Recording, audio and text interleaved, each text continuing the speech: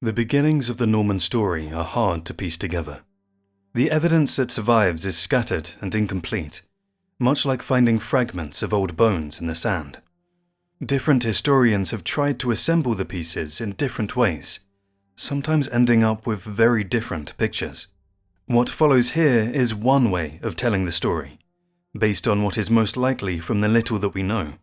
At its heart, it is not about a grand plan to build a kingdom, but about a single man who took advantage of the violent and unstable times around him. He was not a great visionary or a military genius, and his companions were little more than mixed crews gathered from across the northern seas. Yet, driven by ambition and hunger for land, they laid the foundations of a new realm and people that would take shape within just a few generations. From him also began a dynasty of rulers, one of the most famous and influential in medieval Europe. Whether he imagined how far his descendants would go, we cannot say. But establishing such a line was surely part of his aim, as it was for any powerful man of his age. This man was called Hrolfr, probably Hrolfr Ketilsson. He was born in the later part of the 9th century, most likely somewhere along the Norwegian Atlantic settlements. By birth, he belonged to a noble warrior family, which gave him the right to be accepted as the leader, or jarl, of a Viking band. Later traditions, though not very reliable, tried to tie his ancestry to the kings of Norway or the lords of Orkney. What we do know is that Hrolfr commanded part of a large Viking force that reached the western coast of France at the end of the 9th century. This army settled for a time in the Loire estuary, striking out in all directions. They broke the Breton kings to the west and pushed eastward up the Loire towards Paris. But there they met strong resistance, stone castles and heavily armed Frankish cavalry, which they could not defeat. Like many Viking groups, when faced with powerful opposition, they turned elsewhere. Around 915, some of the Loire Vikings crossed to Wales to raid the Severn estuary, only to be forced back by the organised armies of the English kings. Others went back to sea, searching along the Channel coast for weaker lands. One group took root in the Cotentin Peninsula, around the old Roman town of Cherbourg, and set up a Scandinavian colony. Another band, led strongly by Hrolfr, moved further east into the Seine estuary. Arriving there in the early 10th century, they found the land exposed and poorly defended. They marched inland, quickly captured the city of Rouen, and established their base there within the old Roman walls. From this foothold, the story of Normandy truly began. Rouen was not new to Viking leaders when Hrolfr chose it as his base. The city had already suffered from repeated raids and was partly in ruins, but it remained valuable because of its role as a trading hub. Just as York in England kept its importance despite destruction, Rouen in Neustria held on as a place too useful to be left behind. By the time Hrolfr arrived, it was probably already home to a mixed and hardened population that had long dealt with northern warriors. Viking attacks on the Frankish coast stretched back to the mid-9th century, when fleets sailed up the Seine to strike Paris. These raids became especially dangerous after the death of Louis the Pious, when his empire broke apart and his heirs fought among themselves. The peak of this chaos came with the Great Siege of Paris in 885 to 886, when Charles the Fat paid the Vikings off and even allowed them to plunder Burgundy. Meanwhile, political struggles within the Frankish realm gave the invaders more opportunities. A powerful dynasty, later known as the Robertians, rose around Paris and expanded their power westward, even into lands that would later become Normandy. They clashed with the Carolingians, the heirs of Charlemagne. In 888, Eudes, a Robertian, was chosen king, but his reign was contested by Charles the Simple, a Carolingian. After Eudes died in 898, Charles held the throne, and it was he who faced the challenge of Hrolfr, whom the clerks Latinized as Rollo. What we truly know about Hrolfr is surprisingly little.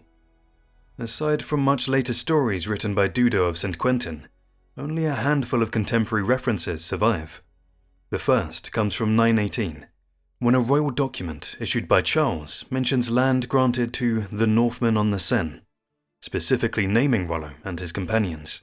Around the same time, the chronicler Flodord of Reims wrote that after Count Robert fought the Vikings near Chartres, some of them began to accept Christianity and were given control over Rouen and nearby lands, which they had nearly destroyed. Later, in 925, Flodord noted Rollo again, leading forces at Anjhu against Frankish retaliation. By 927, he recorded that Rollo's son had sworn loyalty to Charles. Beyond that, the only extra detail is a remark from the historian Richer, a generation later, who claimed Rollo's father was called Kettle. As for when the settlement in the Seine Valley began, Dudo says it was in 911, when King Charles met Rollo at St. Clair on the Epte River and granted him Rouen and the surrounding provinces up to Brittany. This matches the general timing of the Vikings' defeat at Chartres, and fits the Charter of 918, so it is often accepted. Still, we cannot be certain. Rollo may not have been the sole leader, but one of several Jarls commanding the Seine Vikings, gradually rising above his peers after seizing Rouen. His rule may have been unstable, constantly challenged by rival chiefs and local lords. The gaps in the record leave much untold, but within that silence lies the story of the first and greatest figure of the Norman line. The story of how Rollo's territory was shaped and organized is mostly hidden from us, though a few details can still be recovered. What is clear today is that the Vikings did not wipe out the existing political or agricultural structure of Normandy and rebuild it from nothing. Instead, they settled into a landscape that had already been long established. Rouen itself certainly had a strong Scandinavian presence, and even in the 10th century some writers referred to it as a Danish city.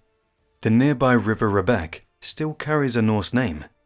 Still, the Viking presence in Normandy was never as heavy as in parts of England, such as East Anglia or Yorkshire, where Scandinavian names dominate the countryside. Evidence from place names helps us see the pattern.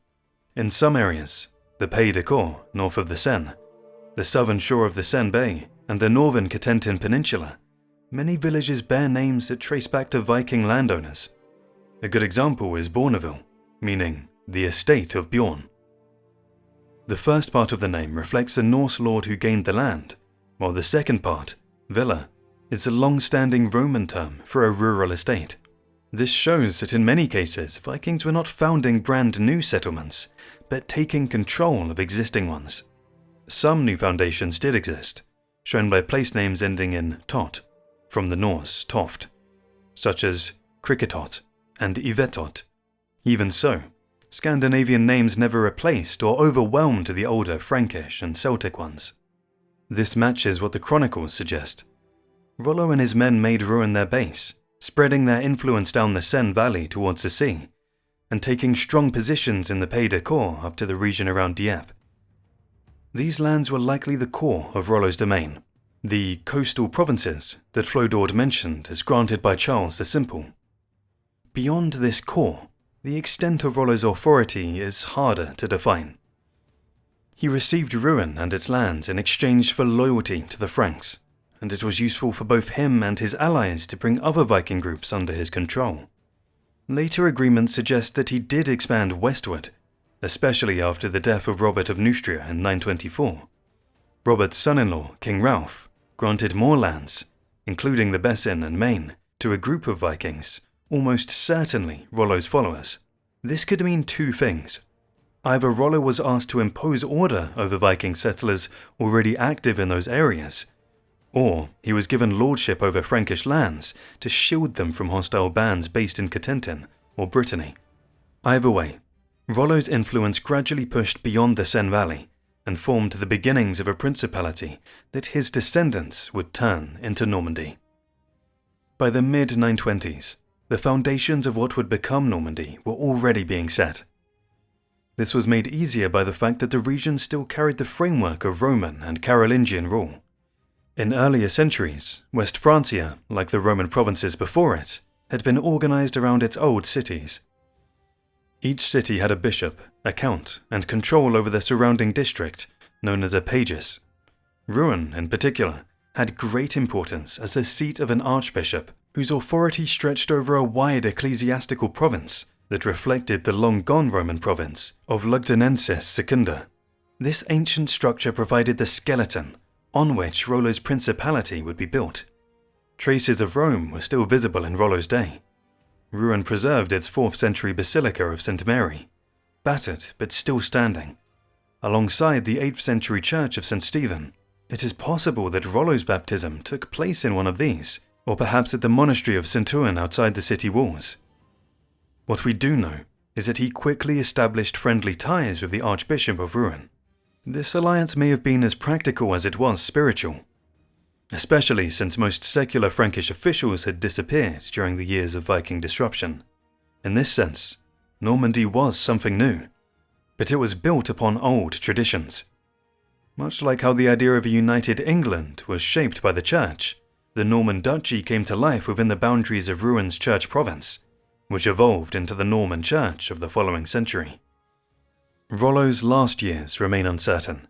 He seems to have been alive, though possibly in poor health, in 927 when his son performed homage to King Ralph of France. By 933, however, he was certainly dead. Most scholars place his death around 928, with tradition claiming he was buried in Rouen's cathedral. Whether he died a committed Christian is less clear so. Dudo records his baptism in 912, supposedly with Robert of Neustria as his godfather, which would normally have meant he received Robert's name in baptism. Indeed, some records later refer to him as Robert rather than Rollo, and documents from the Abbey of Saint Denis also mention him under this name. His descendants remembered him as a benefactor to the Church of Saint Ouen, where he may have been baptized. Even so, the sincerity of his conversion was doubted. Around 914, the Archbishop of Reims felt the need to send guidance to Rouen on how to deal with half-converted pagans. Centuries later, Adhemar of Chabans told an unflattering tale that Rollo had marked his baptism not only with gifts to Christian churches, but also with grisly sacrifices of captives to the gods of his ancestors. Though this is a much later and hostile account, it may reflect a lingering suspicion. As late as 943, a poet writing about Rollo's son, William, described him being attacked while his heathen father was dying, suggesting that even generations later, doubts about Rollo's faith had never fully disappeared. It is often said that in any dynasty, the second ruler matters most, for he is the one who confirms the founder's position, reshapes it if needed, and ensures that it endures. William, the son of Rollo, did exactly this. He was not born in France but overseas, in lands still ruled by pagans. A Latin lament written soon after his death claims that his birthplace was beyond the seas, to a father living in heathen lands. If true, this means William was born long before Rollo's campaigns in France, and grew up speaking a Scandinavian tongue among Viking settlers. His baptism took place later in Rouen, most likely alongside his father, at which point he took the Frankish name William. This was not a Norse name but a Christian one, given in honor of his godfather. Speculation has suggested possible sponsors, perhaps William the Pious, Duke of Aquitaine, or more plausibly William of Poitiers, who later married William's sister Gerlock. Later tradition gave him the name Longsword, though not mentioned by Dudo. It appears in 11th century sources and likely came from a genuine family memory. The name has the feel of a warrior's title, something a Viking would have carried proudly. William probably earned it during the brutal campaigns of the mid-920s in Beauvais, Ponthieu, and Amiens. He therefore stood at the crossroads between two worlds, raised in the old Viking ways, yet forced to operate within the shifting political rivalries of the Franks. By 927, he was an adult leader, swearing loyalty to King Ralph, the Robertian king of West Francia, who recognized his authority over the lands that had been entrusted to Rollo. The Normans' eastward expansion had been stopped at the Bresle Valley near Eu by the powerful counts of Flanders and Vermandois. This setback may have shaken confidence in Rollo, opening the way for his son to step forward. One passage in the funeral lament hints at internal strife, saying that while Rollo lay dying, William had to face warfare but overcame his enemies by the strength of his right hand. Dudo describes Rollo passing on power formally, but the reality may have been that William seized control in the face of doubt about his father's leadership. By the late 920s, William seems to have gained acceptance among the Vikings of the Seine. His alliance with King Ralph strengthened his position and gave Normandy a more settled role. By the 930s, the Rouen Vikings were regarded as tame, useful allies against the less reliable raiders. In 933, William met with Ralph again, swore loyalty, and was rewarded with coastal Breton lands. Meanwhile, the great Viking host in the Loire and Brittany remained unsettled, lacking a single strong leader. They had shattered the once powerful Breton kingdom, driving its rulers into exile in England.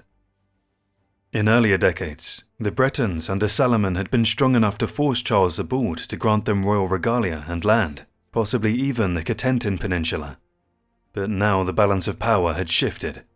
The Vikings occupied Nantes, large parts of Brittany, and, as the place names suggest, had also begun to spread into Cotentin. By the early 930s, the shape of Normandy was becoming clearer. In 931, the Bretons began to push back against Viking rule, leaving the settlers in the Cotentin Peninsula cut off and vulnerable.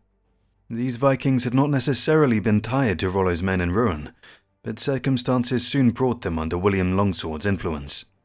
When King Ralph granted William lands in 933, it may have been an invitation for him to extend his authority west of Bayeux, and possibly into Brittany, where local counts at Rennes and Nantes were regaining power. William seized the chance, established control over the Cotentin, and even issued coins at Mont Saint-Michel, proudly calling himself Duke of the Bretons. Whether he truly ruled the region is doubtful, but the title itself suggested his ambition and his claim to legitimacy under the Frankish king. He also took a Breton concubine, with whom he had a son named Richard, baptized with a Frankish name and raised at Bayeux. William was not just a Viking warlord anymore. He was adopting the habits of a Christian prince. He reopened the mint at Rouen, struck coins in his name, and took possession of the royal estates and forests within his growing realm. Some of his old followers may have found this shift difficult, preferring the bold chieftain of old to the more formal role of a Frankish magnate.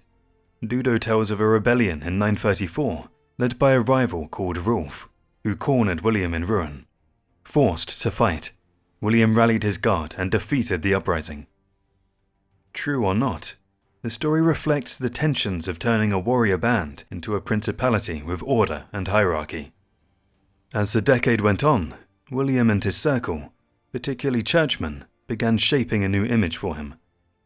Fladord in 933 still described him in simple terms as princeps of the Northmen, but soon he was styled as Commis Rofomensis, Count of Rouen, and even as Duke of the Bretons. Such titles had once been granted by Carolingian kings, but in this fractured age, ambitious nobles were assuming them on their own. With the titles came expectations. A Christian ruler was supposed to protect the poor, care for widows and orphans, and maintain peace. A cleric writing William's funeral lament praised him in exactly those biblical terms, echoing the language used for other princes of the age. It seems William took this role seriously, for he also welcomed monks back to the ruined abbey of Jumiages on the Seine. Under the guidance of Martin, a reforming abbot from Poitiers supported by William's sister Gerlock, the community was revived and Benedictine worship restored. Such actions strengthened his image as a legitimate Christian prince. Later sources even claimed William planned to retire to a monastery, though this was likely a pious invention. Still, stories of his personal austerity survived. Richard of Reims records that when his treasury was opened after his death, it contained little more than a hair shirt he had worn during times of penance. Whether or not embellished, the picture is clear. William Longsword had gone far beyond his Viking origins, reshaping himself into a ruler who could stand alongside the great Christian lords of his age. One of the most decisive steps in William Longsword's integration into Frankish society was his marriage. Around 936 to 937, he wed Lutgarde, the daughter of Count Herbert II of Vermandois, who could trace her male line directly back to Charlemagne. As part of the marriage agreement, William granted her the estate of Longeville in the Pays de Cour, a generous gift that also served as a shrewd investment in prestige and legitimacy. Through this union, any children would inherit their mother's imperial bloodline, while William himself gained entry into the highest circle of Frankish nobility. Marriage ties were the key to belonging in this political world, and William's family was well connected. His sister had already married the Count of Poitiers, another powerful player. Exactly how William navigated this network of princes during the years between 933 and his death in 942 remains unclear. The great lords of West Francia were locked in their own struggle for dominance. The Robertians, with their base around Paris, and the weakened Carolingians, whose power was reduced to Leon and little beyond moral authority. Norman tradition presents William as a central figure in the restoration of the Carolingian prince Louis IV in 936, but evidence for this role is weak. Still, contemporary hints suggest his closeness to the new king was resented by rivals. In the end, William did not fall at the hands of disloyal Viking companions, but as a casualty of Frankish power struggles. His real enemies proved to be the Counts of Flanders. Flanders itself had risen under Baldwin Ironarm in the 9th century as a strong defensive frontier against Viking raiders. Now, with the Normans entrenched on the Seine, the Flemings saw them as a dangerous threat on their flank. Tensions had been simmering since at least 925, when Count Arnulf of Flanders pressed his influence to block Norman expansion at the River Bresle, which became Normandy's northern boundary. Matters escalated in 939, when William attempted to interfere in Montreal, backing the reinstatement of a noble named Herluin against Arnulf's wishes. This challenged Flemish authority, and Arnulf resolved to remove William once and for all. His method was treachery, dressed as diplomacy. On the 17th of December 942, William was lured to a peace meeting at Picquigny on the River Somme. Both men met on an island in the river, and after long talks, William boarded his boat to leave. As the winter sun set, Arnulf's men called him back, pretending their lord had more to say. Trusting, William returned to the shore. There, in the gathering dusk, he was ambushed by assassins and cut down with a brutal blow to the head. Unarmed and unprotected, he had little chance to resist. 2 of his loyal followers, though badly wounded, managed to recover his body and carry it back to the boat, ensuring that their lord would not be left in the hands of his killers. If Count Arnulf's plot was meant to break apart the young Norman principality after William Longsword's murder, he likely thought he had succeeded. William's only heir was his son Richard, still a child, born of his Breton mother during the campaigns of the mid-930s. At most 9 years old when his father died, Richard seemed far too young to hold power. Many must have expected Normandy to collapse into rivalries, with Viking warlords turning against each other. And while there was unrest, the principality survived, thanks in no small part to William's efforts to frame his rule in Frankish and Christian terms. He had already been established among his peers as Count of Rouen, and by that logic, his son should inherit the title. A poetic lament written after William's death even hails Richard as the new count, asking for God's protection over him. The picture we glimpse is of a tense Rouen. William buried in the cathedral, his boy brought from Bayeux under guard, the townspeople uneasy, and the nobles debating what should happen, especially as news came of the king's army moving in from Leon. For the Frankish nobles, hereditary succession seemed natural. Counts' offices had become family possessions passed from father to son. But for the older Scandinavian settlers, things were different. Among them, the leader was usually chosen from among the strongest and most capable men of the right bloodline. King Louis IV soon arrived in Rouen, which complicated matters further. The church, the city, and part of the Viking elite backed young Richard, led by his father's ally Bernard the Dane. Yet not all the Norse leaders agreed. One rival, a chieftain named Harold, took control of the Cotentin, and by 944 had seized Bayeux as well, leaving Richard's authority confined mostly to Rouen and the Seine Valley.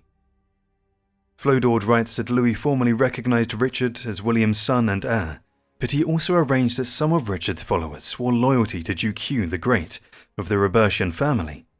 This hinted at a possible partition of Normandy for Hugh's benefit. In 944, the situation worsened. With Flemish support, Louis marched into Rouen and occupied the city, while Hugh attacked the Bessin and pushed towards Bayeux. Yet the alliance soon fell apart and Hugh withdrew. Louis then placed Rouen under the control of a local Frankish noble, Ralph Torter, to govern in the king's name, while young Richard was first taken to Leon and later sent into the care of Count Bernard of Senlis, a trusted friend of his father. Meanwhile, Harold tightened his grip on the west, commanding Cherbourg and Bayeux and threatening Rouen itself. In 945, as the conflict came to a head, Louis returned to Rouen, only to be captured by the Vikings after a failed peace meeting with Harold and Bernard the Dane. His capture delighted Hugh the Great, who used it to his advantage. The Northmen, however, agreed to release the king in return for the boy count. Richard was restored to his people, and though barely 13 years old, he assumed control of his inheritance. Harold faded from the stage, whether by persuasion, negotiation, or force, and Ralph Torter was expelled to Paris. Normandy, against the odds, had passed intact into the hands of its young ruler. When Richard became count in 945, he was still a child, but he would go on to rule for more than 50 years, a remarkably long reign for the age. Such continuity had a lasting effect on Normandy and its people. At the start of his rule, Norse speech was still alive in Bayeux, where Richard himself learned his father's tongue, and many of Rollo's original companions were still around. Their Christianity was often shallow, more habit than conviction. Some Franks living nearby could still remember a time before the Vikings, when Rouen was a Neustrian city governed by Robertian counts, and when churches and monasteries filled the countryside. By the time Richard died in 996, all that had changed. Neustria was forgotten, and the land was now known as Normannia, or Normandy. Its people, whether of Frankish or Scandinavian descent, spoke French, lived in the same way as their neighbours, and were fully part of the wider kingdom of France. Adhemar of Chabannes, writing in the next generation, even remarked on how quickly the Normans had blended in. By the turn of the millennium, Normandy was dotted with restored monasteries, and respected as one of the great principalities in France. Richard's main challenge was to define what Normandy itself was, and what it meant to be its ruler. On one hand, he had to negotiate his relationship with the king, whose authority lingered even if weak. On the other, he had to establish control over local nobles inside Normandy, binding them formally to his rule. His predecessors, Rollo and William Longsword, had relied mostly on charisma and the loyalty of their personal warbands. Their rule was precarious, and depended on strength of arms. Richard's position was different. Though contested, his succession was recognized in Frankish terms, and he ruled with the sanction of the king. This meant he had to persuade his Scandinavian followers to respect the idea of legitimate rule, not because of fear of the sword, but because it was the proper order. Still, his dealings with kings were not smooth. In the early 960s, Richard faced serious danger when King Lothar, son of Louis IV, joined forces with the Count of Blois-Chartres to invade Normandy. Dudo later claimed the king's anger came from Richard not showing enough deference, and that may be true. But another reason was Richard's marriage alliance with Emma, the sister of Hugh Capet, which tied Normandy to the Robertians and made the Carolingians uneasy. To protect his lands, Richard hired Danish mercenaries, who ravaged the Upper Seine and forced Lothar into peace. Soon after, in 963 or 964, Richard appeared at Lothar's court in good standing, and relations remained calm until the king's death in 985. By 968, Richard was closely aligned with his brother-in-law Hugh Capet, who by then was Duke of the Franks. Richard even called Hugh his lord, despite Hugh being younger. When Hugh became king in 987, Richard supported his rise and later fought alongside him against his enemies in 991. This alliance with the Robertians became the cornerstone of Norman policy for generations. Richard's long reign not only gave Normandy stability, but also placed it firmly among the established principalities of France, where it would remain a central player in the kingdom's future. The surviving sources tell us little about Richard's diplomacy or wars, which suggests that most of his energy was spent on internal matters. These were largely invisible to the chroniclers of France, but deeply important for shaping Normandy. One of the clearest developments during his long rule was the growth of the idea of Normandy itself, along with a clearer definition of its ruler's place in the political order.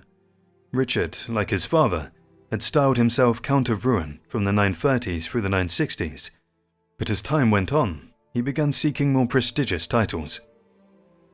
Part of the reason was that he allowed other counts to exist within his territory, most of them members of his own family, His mother, Sprotta, after Rollo's death, bore him a half-brother, Rodolph, who was set up as Count of Ivory in the south of Normandy, perhaps as early as the mid-960s. Richard also gave the title of Count to 3 of his younger sons, Godfrey, Robert, and William, the last becoming the ancestor of the Counts of Eu. In doing so, Richard may have been elevating his family status, but also creating a dependable circle of relatives who could act as a loyal elite within his growing principality. At the same time, Richard himself needed to raise his own position. He could not simply rely on the king for this, as the royal power was weak, and the granting of higher ranks was rare.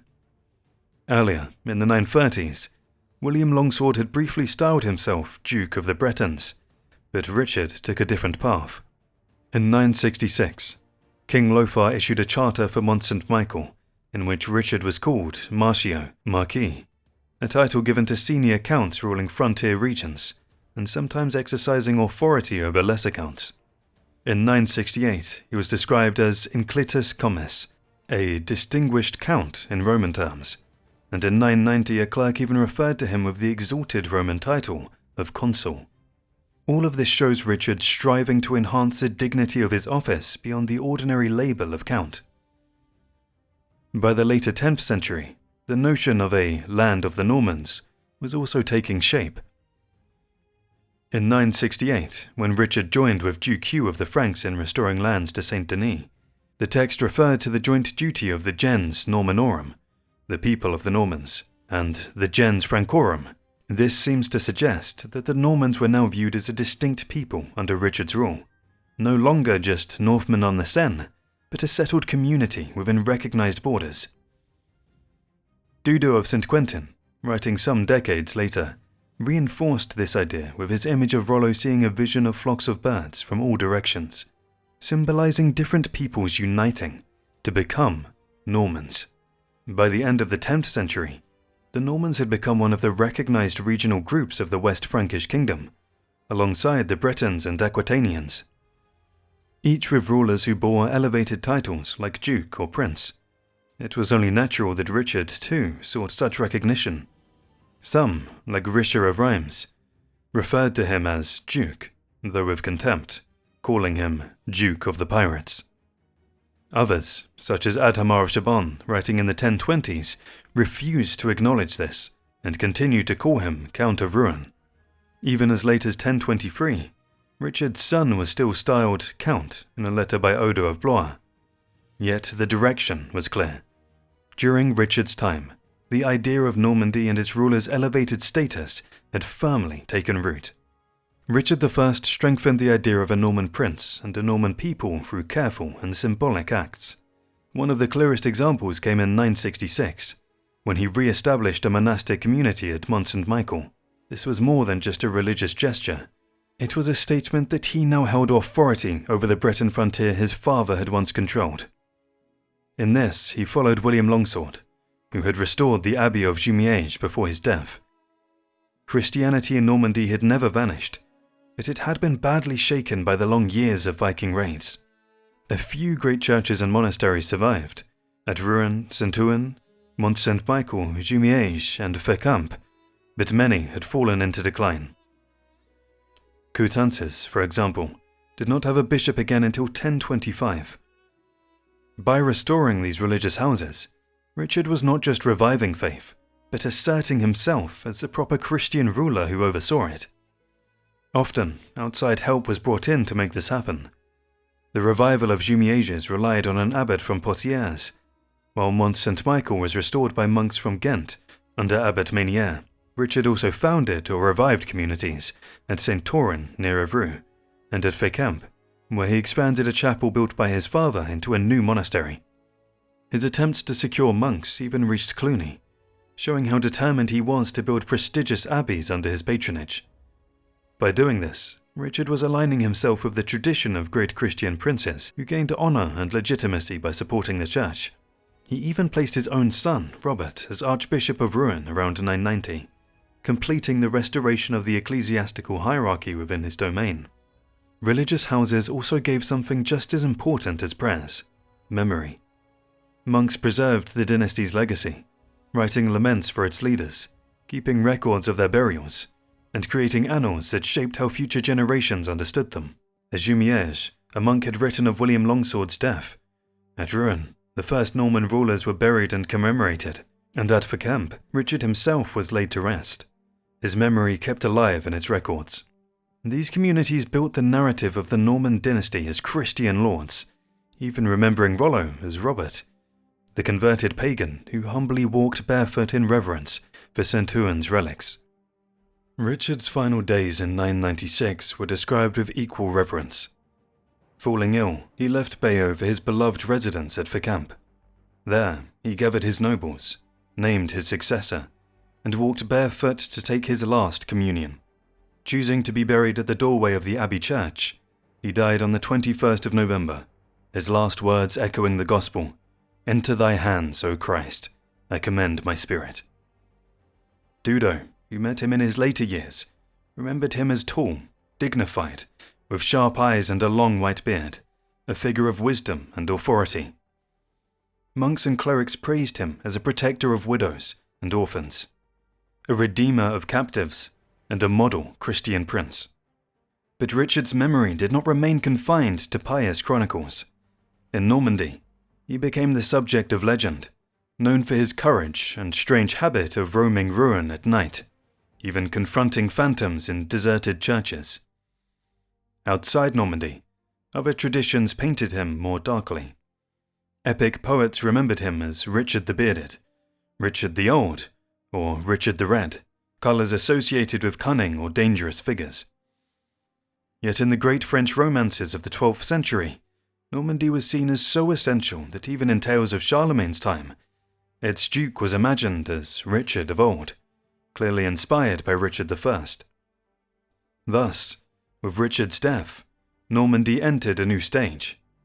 Legend and memory had firmly cast him as the founder of Norman identity, a ruler who turned a Viking colony into a principality that was now an accepted part of France.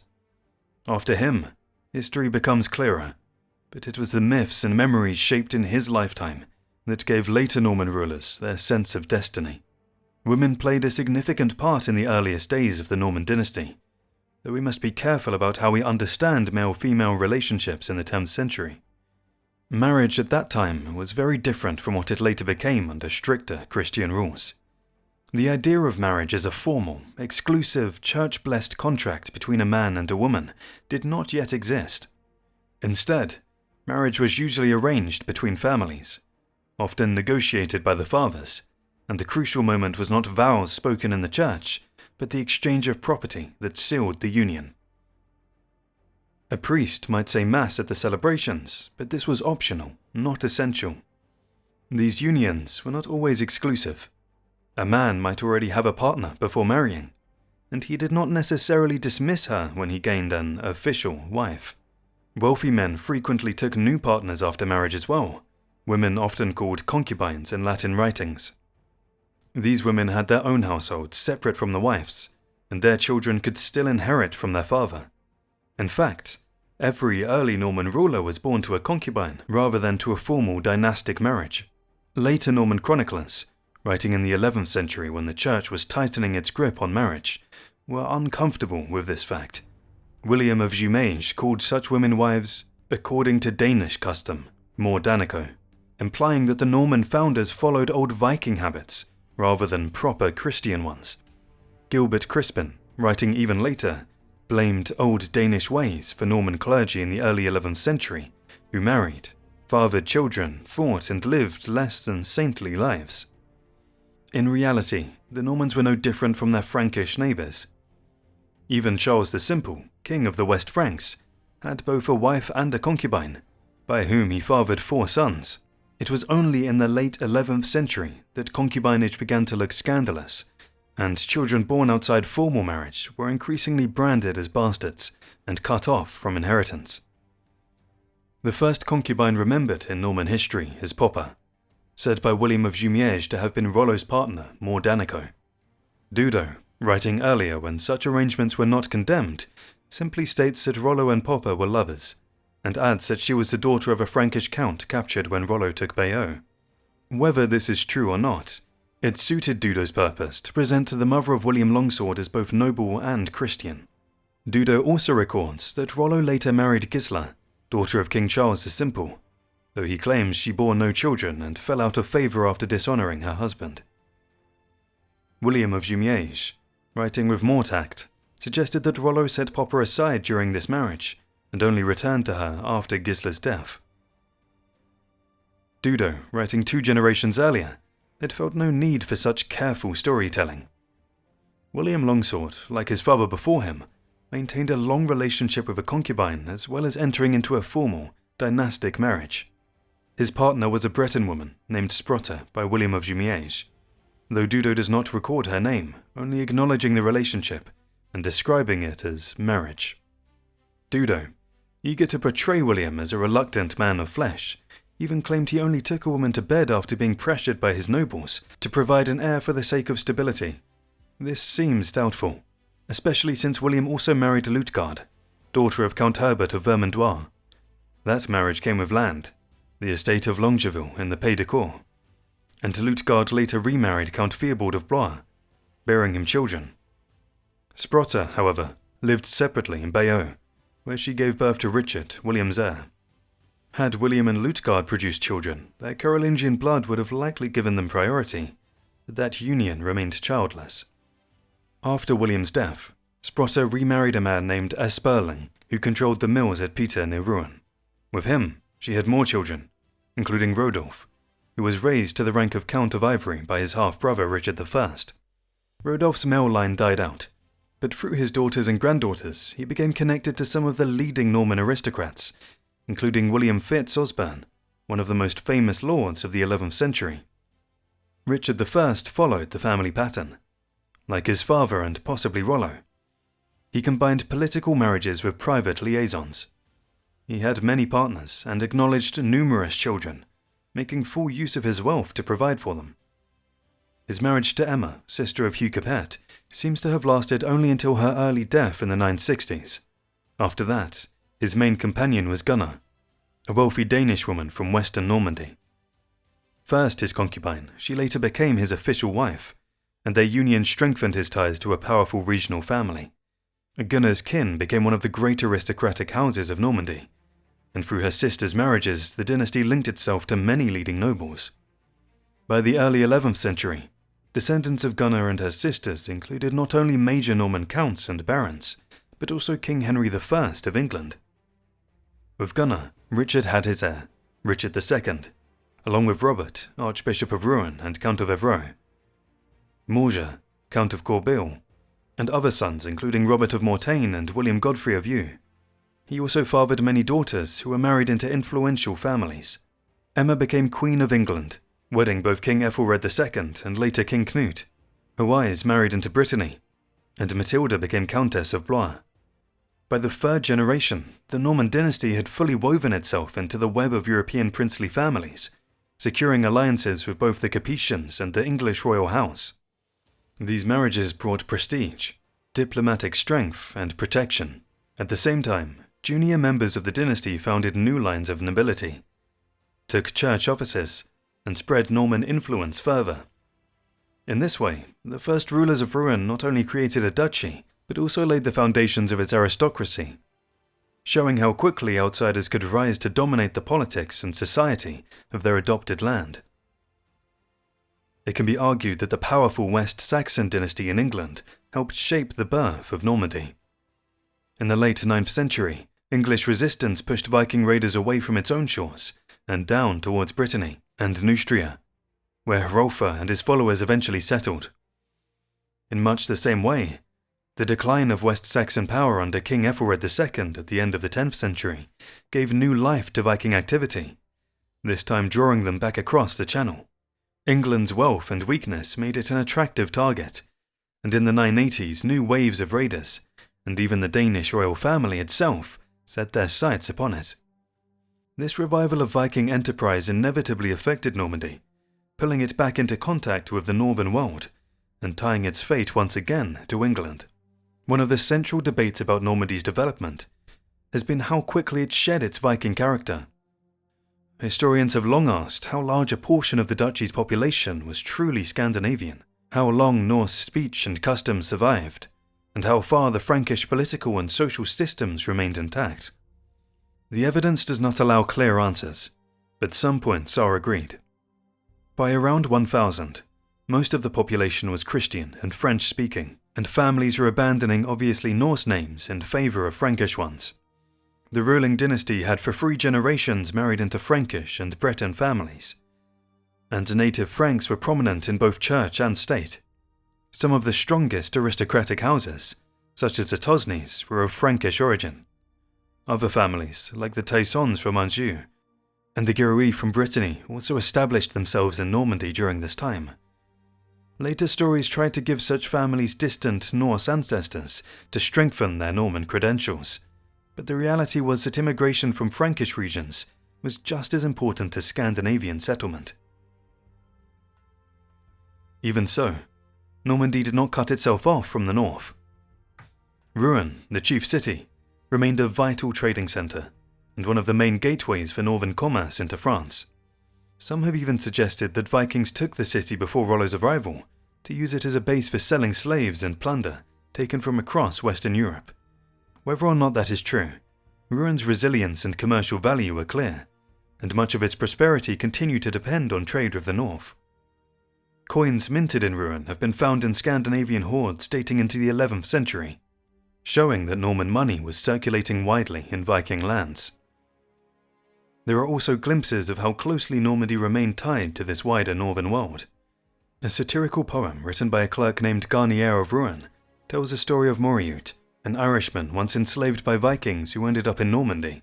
Moriut managed to free himself, found his wife working as a slave near Rouen, and settled in the city. Garnier mocked him bitterly, but in doing so revealed how familiar he was with Norse culture, religion, and the ongoing slave trade that still reached Normandy. All of this suggests that, even as Normandy became increasingly Frankish in language and custom, it remained connected, economically and culturally, to the Viking world well into the 11th century. The reign of Richard II brought a fresh struggle over Normandy's identity. The Duke was clearly aware of this and took deliberate steps to shape how his principality and dynasty was seen, both at home and abroad. In his final years, he commissioned his clerk and ally, Dudo of St. Quentin, to write a history that presented Normandy as a Viking settlement that had quickly transformed into a respectable Frankish principality. In this version, Richard's ancestors appeared not as raiders, but as Christian rulers and just lawgivers, whose succession had been orderly and rightful, despite the hostility of their neighbours. This was the image Richard wanted to put into circulation, a principality that was not only politically stable, but also a special seat of Christian virtue.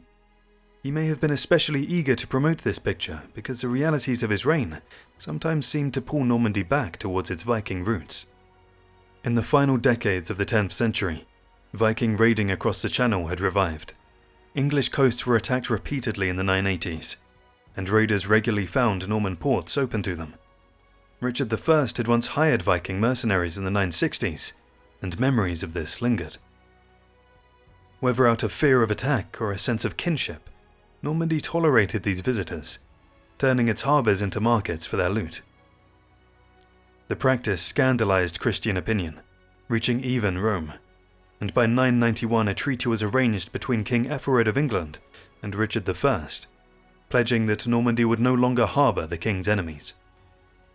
But this understanding collapsed soon after Richard II took power. Between 997 and 1000, a Viking host ravaged Wessex before crossing into Richard's realm, as the Anglo-Saxon Chronicle called Normandy, where they were permitted to land unopposed. In 1002, after buying off the raiders, Ethelred sought to secure his position by marrying Richard's sister Emma, who was given Exeter as her dowry.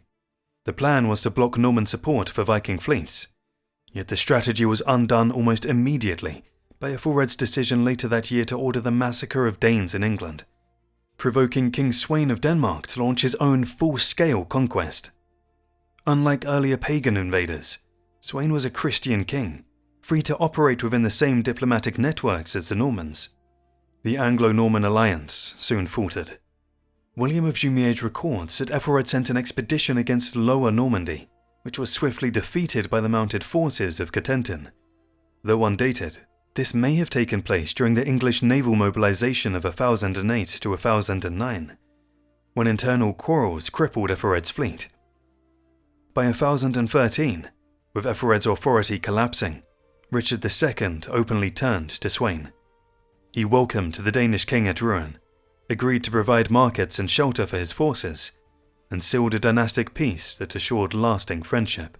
This arrangement also left open the path for Emma and her children to take refuge in Normandy when Sweyn conquered England later that year.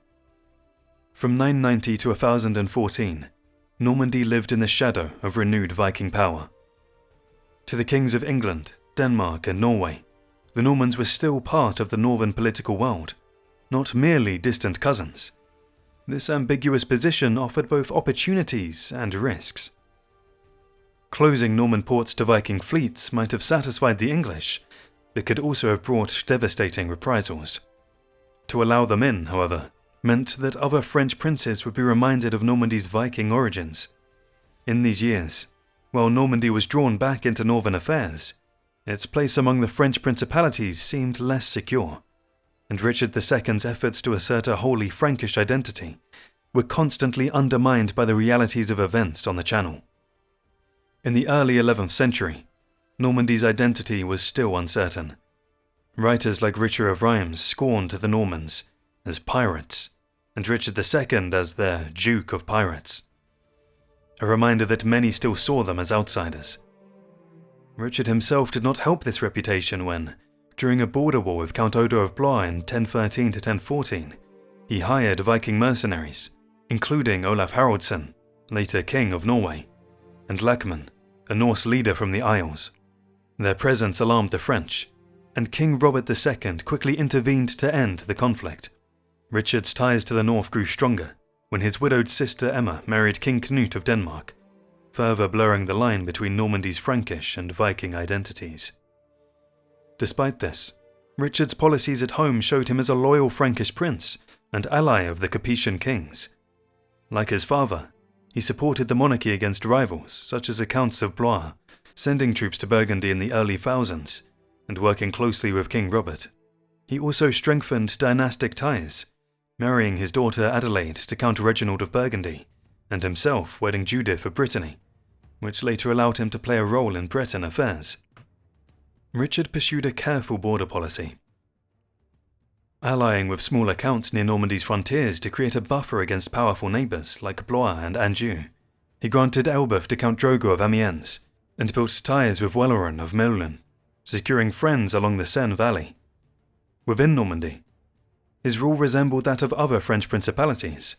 Surviving charters show he relied on the old Carolingian divisions, pages, placing viscounts as his local officers. These men, such as Reynaud of Arquis, Nigel of the Cotentin, and Furstengoz of the Chimois, held military and judicial power, and later founded some of Normandy's great noble families.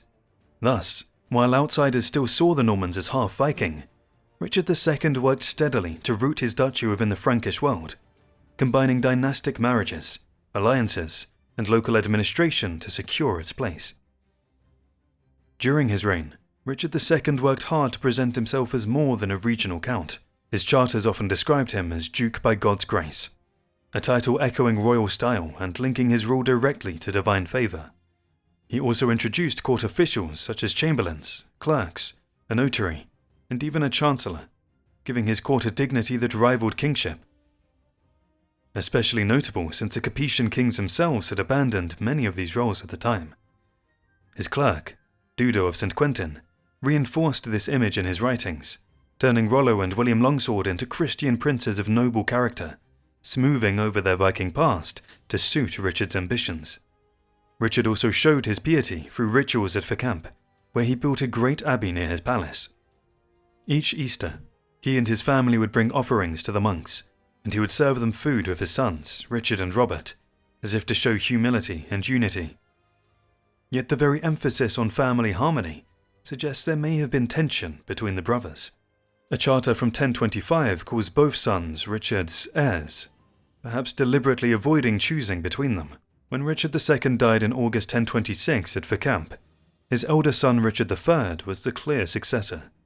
Already an experienced warrior with children of his own, but his younger brother Robert did not accept his authority, and their rivalry soon threatened the unity of the duchy.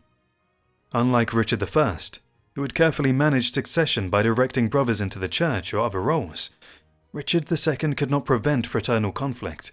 With the Viking challenge gone, and rival dynasties absorbed into the Norman aristocracy, there seemed less urgency for family solidarity, and personal animosity between his sons now put Normandy's stability at risk. By the time of Richard II's death in 1026, Normandy had developed a true aristocracy. Power was shared with rival Viking leaders rather than formal nobles. William Longsword and Richard I both had to fight competitors such as Harold and the Cotentin, while also relying on allies like Bernard the Dane. Families of Viking origin, wealthy in land and influence, slowly submitted to the authority of Rollo's line instead of opposing it. Marriages, such as Richard I's union with Gunnar, likely served to neutralize rival dynasties and bring them into the ducal fold. By Richard II's reign, these once independent leaders had become the Norman nobility, joined by Frankish settlers and survivors. Many of the great estates of later centuries can be traced back to this period. One example is Humphrey of Pont-Audemer, ancestor of the Beaumont family. His father Turulf and grandfather Torf seem to have settled during the earliest Scandinavian migrations. By 1010, Humphrey was already part of the ducal circle, close to Duchess Gunnar and Duke Richard II, and he later acted as seneschal under Duke Robert. He even restored a ruined Carolingian monastery on his lands, a sign that Norman aristocrats were adopting the same Christian and political roles as their dukes. In just a few generations, the families that once arrived as Viking settlers had turned into the landed elite of Normandy. By the early 11th century, the Dukes of Normandy relied heavily on powerful aristocrats like Humphrey of Pont-Audemer, first in Gos Nigel of Saint-Sauveur, Ralph de Tosny and Osbern Fitz-Arfast. Their loyalty gave the Duke prestige at court, authority over the people, and the ability to raise armies. Though the exact form of their obligations is unclear, some form of homage or ritual submission must have existed, perhaps involving kneeling or receiving weapons from the Duke. There are also hints that the land was tied to military service. One man is recorded before 1033 as holding an estate in return for knightly duty, passing it on to his sons. Normandy was already adopting the mounted warrior culture of the Franks. Horses were bred in the Ouche region, and noble households kept trained fighters. One example is Herluin, son of Ansgot, born around 996, of mixed Danish and Flemish descent.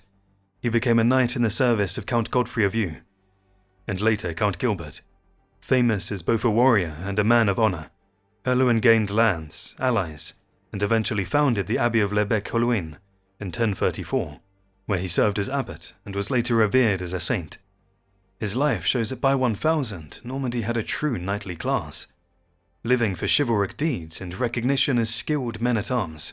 This military aristocracy was both a strength and a danger. A strong duke could use it to expand his power, but a weak one risked being undermined by factional nobles supporting rivals. The short, troubled reigns of Richard III and Robert I revealed just how unstable Normandy could become when its powerful knights turned against their duke. Richard III became duke in August 1026, but his rule was quickly challenged by his younger brother, Robert. Their father had given Robert lands in the Himois with Exmy as its centre, perhaps hoping he would found a cadet branch of the family there, as had been done with Eu and Evreux. But Robert was not satisfied. He raised troops, seized the strong fortress of Falaise, and caused unrest in the diocese of Bayeux. Richard, however, proved the stronger. He besieged Falaise with siege engines until Robert was forced to submit, acknowledging his brother's authority for a ritual of homage. To strengthen his position, Richard married Adela, the young daughter of King Robert of France, in January 1027, gaining with her the county of Coutances. That summer he met the king at Senlis, continuing the close alliance between Normandy and the Capetian monarchy. Richard seemed well on the path of his predecessors.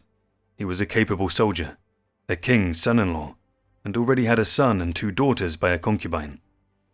His prospects looked bright, but his career was cut short. Less than a year after succeeding his father, Richard died suddenly at Rouen. Contemporaries whispered of poisoning, with later writers even accusing his brother Robert of involvement. William of Malmesbury, writing a century later, went so far as to name Robert's supposed agent. Robert's later pilgrimage to the Holy Land was sometimes explained as penance for fratricide. Yet sudden death was not unusual in the Middle Ages. Epidemics of dysentery and other diseases often struck down even the powerful without warning. Such abrupt ends unsettled medieval people, and without time for confession or ritual, suspicions of foul play often arose. For many, it was easier to blame human treachery than to accept that God's judgment might have struck without warning. When Richard III died suddenly in 1027, his brother Robert stepped in as Duke. Had Richard lived longer, his young son Nicholas would likely have been heir, but as a boy he was instead placed safely in the Abbey of Vercamp, where he later became abbot and lived a long life. For the moment, Robert was the obvious choice. A grown man, already a fighter and eager for power. Contemporary writers present his succession as natural, though later sources hint at a reckless personality and strained relations with both nobles and churchmen. Robert's rule was turbulent from the start. He quickly turned against his powerful relatives in the church, besieging his uncle, Archbishop Robert of Rouen at Evreux, and forcing him into exile before eventually restoring him. He also clashed with Bishop Hugh of Bayeux, seizing his stronghold of Ivry after a siege. These actions damaged Robert's standing with the church, and left him with a reputation for rashness. With the lay aristocracy, however, his approach was mixed. At times he neglected to restrain private wars between lords, acting only as a mediator rather than as a firm ruler. Yet when his authority was directly challenged, as in the case of a killing committed in his presence during a hunt, he acted harshly, exiling the offender. Abroad, Robert was more assertive. He intervened in a family conflict in Flanders in 1030, backing the elder Count Baldwin IV against his rebellious son and helping to restore peace. To the west, he waged war against his cousin Alan III of Brittany, raiding Dol and repelling an attack on Avranches before peace was arranged by their uncle, the restored archbishop. On his southern borders, Robert sought to counter the rise of the Bellamy family, who had carved out a powerful marcher lordship between Normandy, Maine and Chartres. His efforts focused on tightening ducal control in frontier towns, such as Alençon and Sées, where rival lords threatened Norman influence. Robert's short reign was therefore marked by aggression, disorder, and constant fighting. Unlike his predecessors, he did not leave behind the image of a steady, respected prince. Instead, he was remembered as a restless ruler whose quarrels with family, church, and neighbours foreshadowed both the strength and instability that would continue to shape Normandy. When King Robert II of France died in 1031, Duke Robert of Normandy found himself drawn into the struggle for the French crown. Queen Constance, allied with Odo II of Blois, tried to replace her stepson Henry I with her own son, Robert. Forced out, Henry fled to Vercamp, where Duke Robert welcomed him and provided men and money. With Norman help and the support of other allies, Henry regained his throne. In return, Duke Robert received overlordship of the Vexin, extending Norman influence almost to Paris, but also planting the seeds of future conflict with the French kings. Robert also looked across the Channel. His Aunt Emma was now Queen of England as the wife of King Canute, while her sons from her first marriage, Edward and Alfred, lived in exile in Normandy. The Normans treated them as family, even addressing Edward as King of the English. William de Jumièges claims Robert pressed Canute to restore them to power, and even prepared a fleet in 1033 to invade England, though storms forced it back. This episode shows Normandy's continued interest in English affairs and its willingness to exploit opportunities there. By 1034, Robert surprised his court with the announcement that he would go on pilgrimage to Jerusalem. Pilgrimage to the Holy Sepulchre was not unknown for nobles, but it was unusual for a reigning duke to leave his realm so abruptly. Chroniclers gave different explanations. Some saw pure piety, others a vow made earlier in life, or a desire for absolutism from sins committed under bad advice. He had already shown interest in religion, founding a Benedictine abbey at Cerisy in 1032. Yet it may also have been the decision of a weary man, burdened by constant conflict, seeking release from the demands of rule. Whatever the reason, his departure at such a crucial moment in his reign was a dramatic gesture, one that shaped both his legacy and Normandy's future. Duke Robert, though unmarried, had a relationship with a young woman from Falaise named Herleva, daughter of Fulbert, who may have been a chamberlain or a tradesman of modest standing. Around 1028, she gave birth to Robert's son, William, who was raised within or near the ducal household. In official records, William was even styled as his father's heir, and at the Christmas court of 1034, when he was about 7 years old, Robert formally presented him as successor in case he did not return from his planned pilgrimage to Jerusalem. By early 1035, Robert had made his intentions clear, announcing at Fécamp that he had sought God's blessing to undertake the long journey. Before departing, he arranged guardians for William and entrusted Normandy's administration to loyal nobles. He also granted privileges and lands to monasteries, often in exchange for gold, fine cloth and horses, which would help fund his expedition. With a retinue that included prominent figures like Drogo of the Vexin, Robert set off in spring, travelling overland through the empire to Constantinople and then onward through Armenia to the Holy Land. Chroniclers later embellished the pilgrimage with pious anecdotes. One tale describes Robert being struck by a toll collector on the road, choosing to endure the blow patiently, likening it to Christ's suffering. In Jerusalem, he is believed to have stayed through the Easter rites at the Church of the Holy Sepulchre. But on the return journey, while resting at Nicaea, he suddenly fell ill and died on the 2nd of July, 1035. He was buried in the city's Basilica of the Virgin. Rumours of poison circulated, though some claimed his death was simply God's will. Robert's passing meant that the arrangements he had made for William's guardianship became permanent. A relic he had obtained, a finger bone of St. Stephen, was entrusted to his companion Gerard Fleitel, who later joined St. Wandril Abbey, where the relic was placed. Thus, the young William, illegitimate yet publicly acknowledged, was left to inherit Normandy under the care of powerful men until he came of age. Duke Richard II's marriage took place around the year 1000, probably soon after his father's death. It was the first Norman ducal marriage where the church played a role, and William of Jumièges says the ceremony happened at Mont Saint-Michel, suggesting a religious service was included. What makes this marriage especially important is that the text of the marriage contract survives. In it, Richard laid out a Christian vision of marriage, citing biblical examples and declaring his union with Judith to be faithful and God-given. He also gave her a huge dower of over 50 Norman villages with their lands, churches and wealth, a sign of both piety and his princely status. This was a mix of traditional Frankish marriage practice and new religious ideals that emphasized monogamy and faithfulness.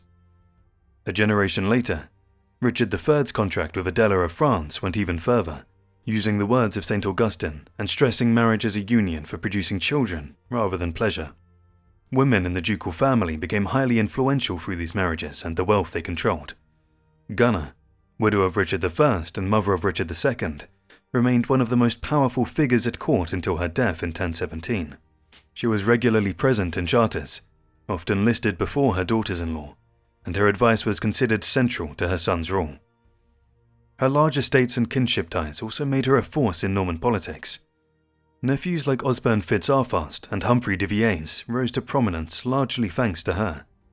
Judith, Richard II's wife, also shaped politics through her lands and patronage. She arranged for her dower estates to be devoted to founding the Abbey of Bernay, though this caused disputes after her death in 1017, since her younger son Robert expected to inherit them. The redistribution of these lands later benefited close allies of Duke Robert, such as Humphrey of Pont-Audemer and Roger de Montgomery, marking a major shift in the political landscape. Even in family life, the influence of women shaped dynastic ties. Judith did not nurse her children herself, instead placing them with foster families. Robert, who later became Duke, grew up in the household of his nurse in Rouen, and as an adult he still treated one of her sons, Eckhard, as a foster brother and rewarded him with ducal revenues. These examples show how women, through property, patronage and fostering, were deeply involved in the shaping of Normandy's ruling family. Far from being sidelined, They played a central role in binding together the dynasty, the aristocracy, and the church. Duke Richard III and his brother Robert kept to the family pattern of having relationships outside of formal marriage. Richard, though briefly Duke, still arranged a highly prestigious match with a Capetian princess, showing his intent to strengthen the dynasty through marriage. Robert, however, did not follow this path. Aside from a short-lived plan to wed Canute's sister, he never sought a major dynastic marriage. The enormous costs of dower lands, seen in the marriages of his father and brother, may have discouraged him. Instead, Robert's heir, William, was born from his relationship with Herleva, a woman of modest background from Falaise. At the time, this was not viewed as especially scandalous. Ralph Glaber even compared the Norman dukes to the patriarchs of Israel, who also fathered children through concubines. In 1035, what mattered most was that William was clearly Robert's son, not the status of his mother. Before Robert's pilgrimage, Herleva was set aside respectably and married to Herluin de Conteville, a minor landholder. From this second marriage, she had more sons, Robert and Odo, both of whom would later rise to prominence in Norman and English politics. Thus, while dynastic marriages tied the dukes to powerful families, informal unions like Robert's with Herleva still shaped the course of Norman history, producing heirs and future leaders who played decisive roles in the conquest of England. When historians look for the most important member of a dynasty, William, son of Duke Robert, usually takes that place. His conquest of England in 1066, and even more, his ability to keep it under control, gave him a unique position in European history. He may not have shaped Normandy as deeply as his great-grandfather Richard I, but his military success and the impact of his decisions made him one of the great figures of his age. His rule changed the course of history, raising the Norman dynasty to a level compared with the Caesars. Between late 1034 and the summer of 1035, while Duke Robert was preparing for and later taking his pilgrimage to Jerusalem, Normandy began to accept the boy William as his heir. Had Robert died suddenly at home, William's succession might not have been so secure, but since his relatives and nobles had already sworn loyalty to him, the path was clearer. Even if he was still very young, Robert had carefully arranged guardianship for his son, naming close family and trusted advisors such as Alan III of Brittany, Count Gilbert of Aubryon, Archbishop Robert of Rouen, and his steward Osbern Fitzalfast to protect William's claim. Later writers would call William the Bastard, but in the 1030s this was not considered a serious obstacle. Many of his rivals were also born outside of formal marriage, and contemporary sources did not view it as a disqualification. What truly endangered William's youth was the weakness of his father's rule. Duke Robert had failed to control the rising Norman aristocracy, allowing powerful relatives and nobles to accumulate large estates, castles, and the title of Count. These men posed a real challenge to a child duke. William's grandfather, Richard II, had kept much firmer control, and even Richard III had shown strength against rebellion. William's long career in Normandy was essentially a struggle to rebuild the authority that his father had let slip, slowly restoring the level of ducal power that earlier rulers had once secured. William reached manhood around 1044, but until then he lived under guardianship. He moved between different households depending on which guardian was in control. Early on, his position seemed safe, especially with the support of King Henry of France. But after the death of Archbishop Robert in 1037, Normandy fell into turmoil. Count Alan of Brittany and Count Gilbert of Brionne tried to keep order, but both soon died. Alan in battle in 1040, and Gilbert assassinated in 1041. Soon after, William's tutor Turald was killed, and the boy himself narrowly escaped danger when Osbern Fitzalfast, one of his chief protectors, was murdered at his bedside. The duchy descended into chaos. Norman nobles fought private wars, castles changed hands, and loyalty to the young duke collapsed. Even foreign powers pressed in. King Henry of France seized Tillières, and Norman lords like Fürsten sided with him, fortifying towns such as Falaise. By 1043, William's life and position were at serious risk. Yet it was around this time that his character began to show. He was already known for his military talent, having been well trained in arms and cavalry warfare, and he possessed a natural gift for politics. Unlike some nobles who merely survived, William combined toughness with a sharp sense of who could be trusted. With the help of his uncles, Count William of Arques and Archbishop Maelga, he brought Ralph de Gace into his council, a ruthless soldier who quickly defeated Furstengoz and restored Falaise. King Henry soon withdrew, and later made peace with the young duke. In fact, when William formally came of age, likely around 1044, it was Henry himself who ceremonially armed him, marking his recognition as duke. By the mid-1040s, William began to surround himself with a loyal circle of young warriors and noblemen, including Roger de Beaumont, Roger de Montgomery, Walter Giffard, and, above all, William Fitz-Osbern. This new generation of companions, most only slightly older than William, would become the backbone of his future success. With their support, the young duke slowly turned survival into strength, laying the foundations for the power that would one day make him King of England. Two important victories helped the young Duke William, who was still unsure of his position, to become one of the strongest rulers in northern France. The first was his success in stopping a dangerous revolt led by his own relatives and some Norman lords. These men were unhappy with William's new circle of advisors, and also resented the fact that the highest offices were still controlled by older members of the family, such as Count William of Arques, Ralph de Gace, and Archbishop Maelga. Maelga, who was William's uncle, had a bad reputation. Later writers accused him of stealing church property, living an immoral life, and even practicing dark magic. Stories spread that when he retired to the Channel Islands, people claimed he spoke to an invisible demon and could predict misfortune. One of the most frustrated nobles in Normandy at this time was Guy of Burgundy, William's cousin. He had come to Normandy in the early 1040s, hoping to improve his fortunes under William's guardians. At first, things went well. He lived in the Duke's household and was given control of Brionne and Vernon. But this was not enough for him. By 1047, Guy became the leader of a rebellion, supported by several powerful barons from western Normandy, including Nigel de Saint-Sauveur and the Viscount of the Bessin. Their exact demands are unknown, but it seems they were angry about being excluded from the ruling circle around William of Arques. Chroniclers later claimed that Guy and his cousin, William Boussac of Eu, wanted to take Normandy for themselves, but it was more likely that they simply wanted a greater share of power.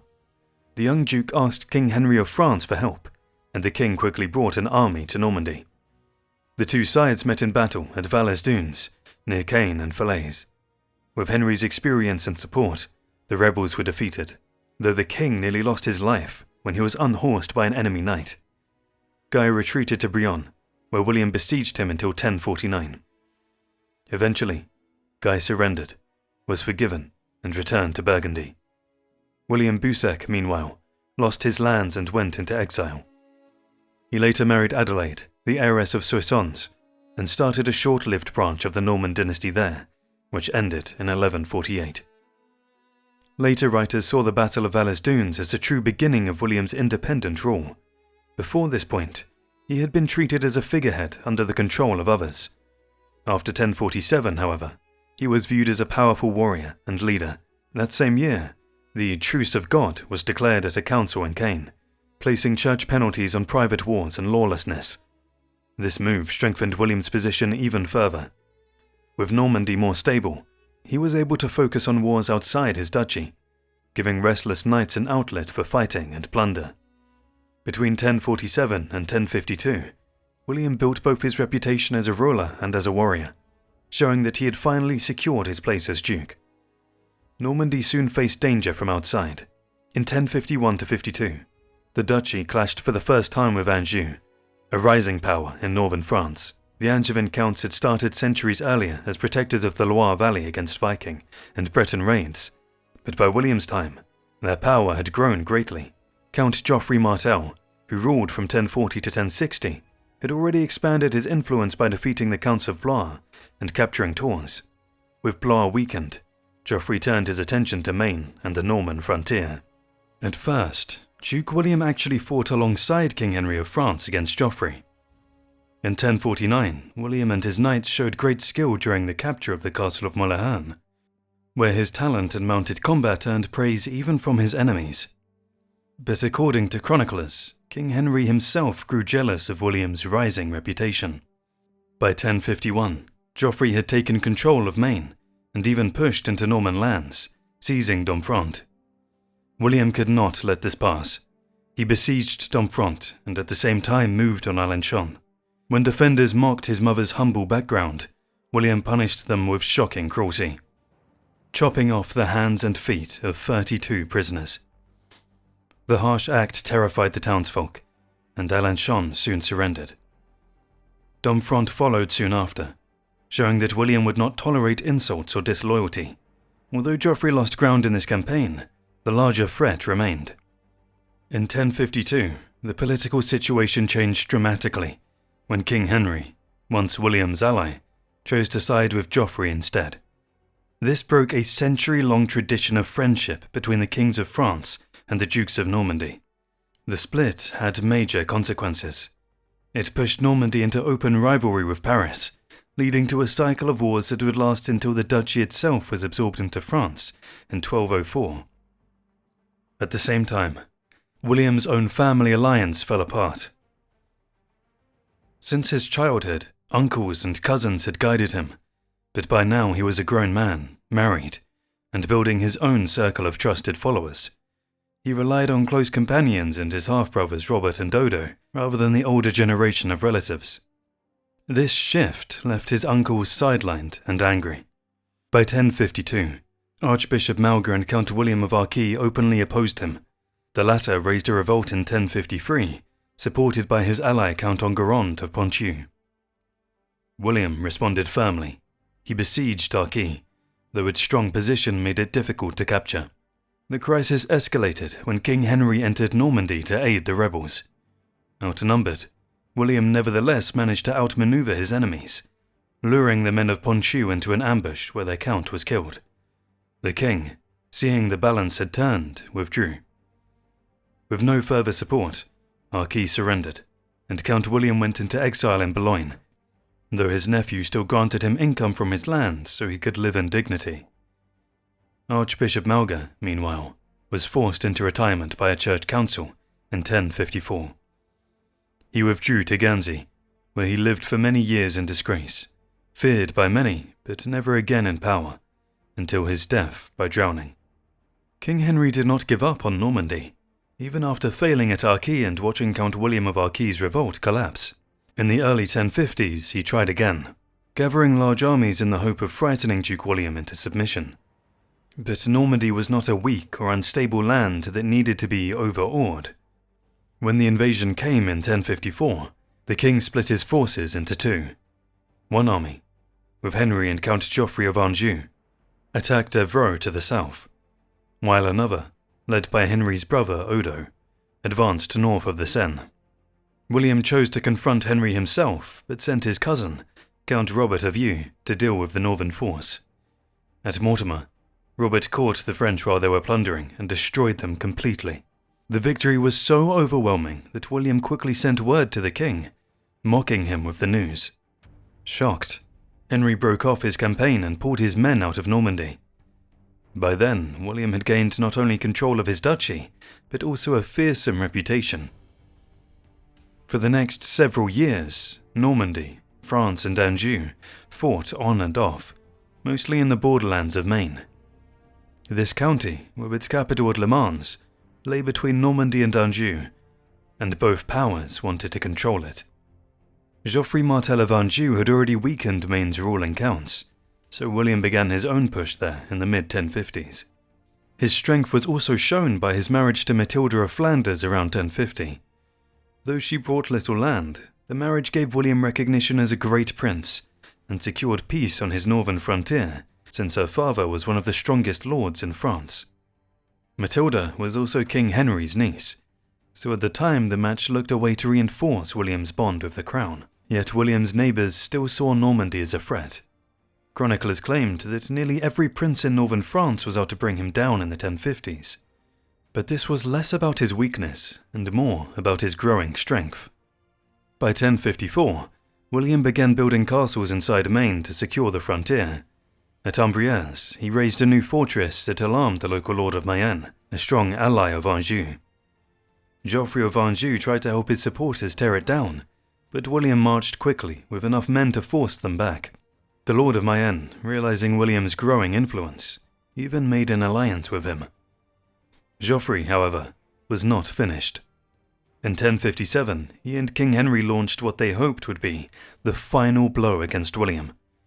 Their forces invaded Normandy from the south, burning villages as they advanced towards the sea. But at Varaville, their campaign collapsed. As the French army was crossing the River Dives, the tide rose and split their force in two. William attacked the trapped half and inflicted a crushing defeat while Henry and Geoffrey watched helplessly from the other bank. The victory at Varaville cemented William's reputation. Though the war dragged on, Normandy's borders would not be seriously threatened again for many years. It was only after King Henry's death in 1060 that the long conflict finally came to a close. Even though King Henry of France died in 1060, leaving only a young heir, and Count Geoffrey Martel of Anjou also passed away that same year, Normandy's borders were not suddenly safe. William was not a soldier because he had to be, he chose to be. Fighting was something he excelled at, and he used war as a tool to expand and secure his power. His determination to lead through military strength suited both him and the ambitious nobles around him. By the 1050s, Normandy had gained a reputation for toughness and discipline in battle. Much of it thanks to William's decision to embrace the role of a conqueror. Victories lifted morale, and being a Norman began to feel like belonging to a winning team. Writers of the time picked up on this mood. Around the mid-1050s, William de Jumièges began his history of the Norman dukes, and soon after, William de Poitiers would do the same. Their aim was to celebrate the deeds of the past, and above all, to glorify Duke William. Stories of his victories spread not only in books, but also in poems and songs, reaching a wider audience. Normandy also became a magnet for churchmen and scholars. Lanfranc of Pavia, who had once looked for a quiet monastic life, turned the Abbey of Bec into one of Europe's leading schools by the late 1050s, drawing in talented figures like the young Anselm, who would later become a saint. Meanwhile, the Normans were becoming more aware of their place in a wider world. Adventurers from Normandy had been travelling south for decades, lured by the opportunities in Italy. Some carved out lordships of their own, such as Ranulf of Aversa and Capua. In 1059, Robert Guiscard, from a modest Norman family, was formally recognized by the Pope as Duke of Apulia. Another Norman, William de Montreal, even rose to command the papal cavalry. Although these men had no direct ties to the ducal house, their exploits abroad stirred pride among their countrymen back home. By the 1060s, Normans everywhere saw themselves as natural warriors and conquerors. This confidence was tied to a sharper sense of identity. Earlier dukes had presented themselves as part of the Frankish world, but by William's day, Normans were distancing themselves from that image. Writers like William de Jumièges made it clear that the French were the enemy.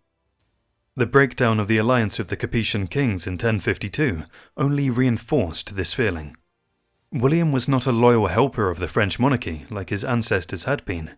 He was an independent prince, often at war with the king himself, and his followers rallied behind him as the leader of a distinct Norman people. This pride showed itself even in casual boasts, such as Roger de Montgomery declaring himself simply a Norman, descended from Normans. By 1060, William had grown into exactly the kind of leader Normandy needed. Strong, ambitious, and able to unite his principality in the face of enemies. Normandy was also wealthy. Its fertile lands, growing towns, and expanding trade made it richer than most neighbouring regions. Rouen thrived as a centre of commerce, strengthened by new wine routes that carried luxury goods from central France towards Britain and northern Europe. William himself invested in urban development, founding an abbey at Caen around 1059. Even a Jewish community began to settle in Rouen at this time, contributing to trade and craftwork. All of this meant that William had not only military power, but also the economic resources to sustain it, making him one of the most formidable princes in northern Europe. Normandy's growing wealth in the mid-11th century needed an outlet. and much of it was poured into impressive building projects. Across the duchy, powerful nobles and the Duke himself sponsored new Benedictine abbeys, built in the grand Romanesque style. William founded the twin abbeys of St. Stephen and Holy Trinity at Caen. Roger de Beaumont established St. Peter and St. Lega at Pro. William Fitz-Osbern created Lear and Cormier. The Tosny family built Conches, and the Tankervilles raised St. George's de Bocherville. These monasteries were not just spiritual investments, they were also statements of wealth and prestige. At the same time, Duke William used symbols of power and splendour to show himself as a ruler on par with kings. In the Bayeux tapestry, for instance, he is shown seated on a carved chair, holding a ceremonial sword, surrounded by his household officers. Even when travelling, William carried items of status, like carpets and ceremonial furniture, which gave him dignity in public settings. At great feasts and church ceremonies, he was honoured with Latin praises similar to those sung for kings of France or Germany, showing that he was treated with near-royal respect. By the early 1060s, William was in his early 30s, undefeated in war, wealthy, and ruling over a confident and prosperous principality. It is not surprising that he began to look beyond Normandy, even across the Channel to England. Normandy and England had already had a long and complicated relationship. Since the marriage of Queen Emma, sister of Duke Richard II, to King Ethelred of England in 1002, Norman and English politics had been closely linked. When Ethelred's kingdom came under threat from the Danes, Emma and her children often found safety in Normandy. After Ethelred's death in 1016, and the brief rule of his son Edmund, Emma remarried King Canute of Denmark, but her sons by Ethelred, Edward, Alfred, and their sister Godkathu, remained in Normandy under their uncle's care. These royal exiles grew up in the Norman court and were deeply shaped by French culture. French became their everyday language, and their education was entirely continental. Edward, for example, developed ties with the Abbey of Jumièges, which he later favoured when he became King of England. During their years of exile, the two brothers sometimes travelled through northern Europe, trying to maintain their claim to the English throne. In 1016, Edward even appeared in Ghent, where he swore that if he regained his father's kingdom, he would honour the Abbey's land rights in England. Around 1030, he also made a grant to Mont St. Michael in Normandy, signing it as Edward, by God's grace, King of the English, showing that he had not abandoned his royal claim. The Norman dukes did not simply ignore their exiled relatives. They gave them protection, financial support, and sometimes political backing. Chroniclers like Dudo exaggerated the connection between Normandy and England, even inventing tales of Rollo fighting in England alongside ancient kings to explain the close ties. William de Jumièges, writing later, gave a more concrete account. He claimed that Duke Robert, William's father, tried to press Edward and Alfred's rights by appealing to King Canute, and when that failed, he even raised an army and fleet to restore them. The plan collapsed when storms scattered the ships, but the effort showed that Normandy always had a stake in English affairs. With two royal claimants growing up in their court, the Dukes of Normandy never forgot that across the Channel lay a throne that could one day be theirs to influence, or even to seize. We cannot fully rely on William of Jumièges' account, but we also cannot dismiss it. As a monk at Jumièges in the 1030s, he was close enough to court circles and the exiled English princes to pick up stories and memories. It seems very likely that Duke Robert, who enjoyed grand gestures, struck an aggressive pose towards England in 1033. In truth, these threats would not have troubled the English much. Edward and Alfred, the exiled sons of Ethelred, had lived in Normandy since 1013 and were almost forgotten in England. When Canute died in 1035, the succession debate focused entirely on which of his sons would take the throne. Because half of Canute was occupied in Denmark, England fell instead to Harold Hereford, Canute's son by Aelfgafu of Northampton. With Normandy lacking a strong duke at that moment, Edward and Alfred had little chance of pressing their claims. Yet, they were drawn into the struggle anyway. Queen Emma, their mother, disliked Harold's rise and tried to use her eldest sons as a weapon against him. Later, She claimed Harold tricked them into coming with a forged letter, but it is more likely she tried every means to keep influence through Harthacnut. Edward raised a small fleet of 40 ships and landed near Southampton in 1036, but without real support he was quickly driven off. His brother Alfred fared far worse. Crossing the Channel separately, he was seized by Earl Godwin of Wessex, his companions slaughtered, and he himself blinded and left to die at Ely. Edward returned to France, the last surviving son of Ethelred, with little hope. Harold Harefoot ruled until 1040, but his sudden death opened the way for Harthacnut, who recalled his mother Emma from exile in Flanders and, in 1041, invited Edward back as well. The reasons are unclear. Perhaps politics, perhaps family calculation, but Edward was at last restored. When Harthacnut died unexpectedly in 1042, Edward became king unopposed. One of his first acts was to drive out his mother, a sign that their relationship was strained despite her earlier support. Edward's coronation in 1043 was attended by envoys from across Europe, and while no chronicler names them, Norman representatives were almost certainly there. Edward kept close ties with the Normans, bringing some into positions of power. Robert, Abbot of Jumièges, became Bishop of London in 1044, and later Archbishop of Canterbury in 1051. William of Normandy was Edward's cousin, and while this link was only one among many, it carried real weight. The two had shared time together at the Norman court, and though affection is hard to measure, the family tie was genuine. Later Norman writers, eager to justify William's claim after 1066, insisted that Edward named him heir.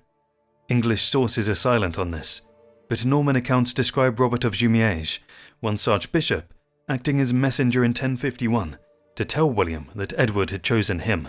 Along with this message, hostages were supposedly sent, son of Godwin's family included, raised in Normandy as proof of goodwill. Rumours also spoke of gifts, a ring, perhaps even a sword, tokens that suggested royal favour. In 1051, William's position was strong. He had beaten back rivals, his uncles still supported him, and he was allied with the French king. Most of all, he had already shown himself to be a skilled warrior, something highly respected in that age. It is possible, even likely, that William himself pressed Edward for recognition, seeking the prestige and security that a connection with England could bring. Historians today agree that Edward's promise to William in 1051 probably did happen. What is less clear is whether Edward had truly singled William out above his other cousins, such as the descendants of his sister Godgifu, or the children of Edmund Ironside. That question can never be answered with certainty. William's claim to the English throne was real enough, but it weakened in the 1050s just as his power in France grew stronger. After 1052, the family of Earl Godwin regained influence at King Edward's court, and they were no friends of the Normans. In 1057, Edward the Exile, son of Edmund Ironside and Edward's nephew, returned to England. Though he died shortly after, his young son Edgar remained, carrying on a blood claim that further distanced William from the succession. Unlike some rivals, William never had the chance to visit England and build support there. Later chroniclers, like Wace, claimed he crossed the Channel once before 1066, but this is doubtful. Then, in 1064, England came to him. Harold Godwinson, Earl of Wessex and the most powerful man in England, set out across the Channel, probably to negotiate the release of his brother Wulnoth and nephew Harkon, who had been hostages in Normandy since 1051. A storm drove Harold's ship onto the coast of Ponthieu, where he and his men were captured and imprisoned by Count Guy. This was a golden opportunity for Duke William. He secured Harold's release and welcomed him to Rouen with honours, gifts, and feasting. Harold must have known he was being manoeuvred, but both men were warriors of equal rank, and they may have even formed a brief friendship. William made the most of Harold's stay. According to the Bayeux tapestry, he performed the ritual of arming Harold, symbolically taking him into his service.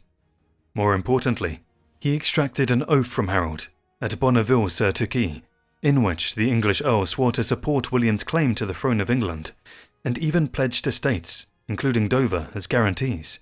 Whether Harold swore willingly or under pressure, it was a clever move by the Duke. In the 11th century, breaking an oath sworn before God and saints was seen as a grave act, remembered for generations. That summer, Harold joined William on campaign in Brittany, where he witnessed the complex political world of northern France.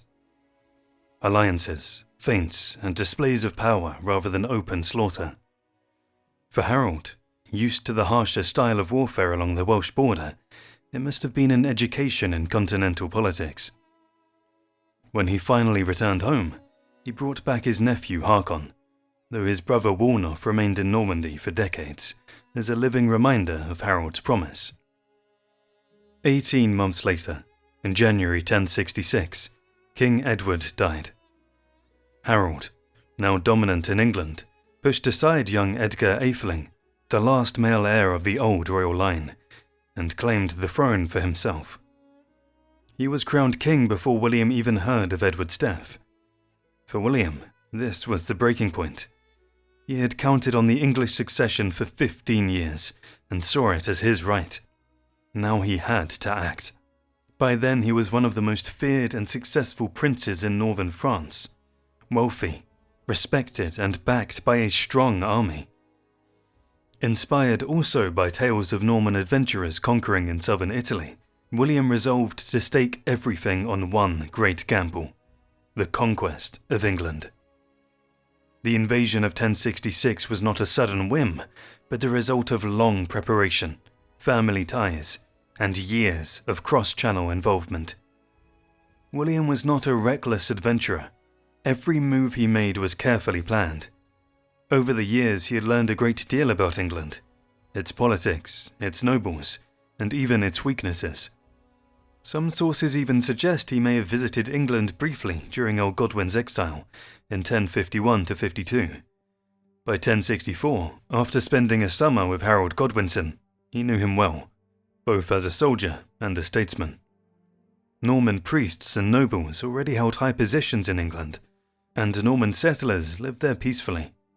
One of them, William Mallet, is thought to have served for a time in Harold's household and later advised the Duke in 1066.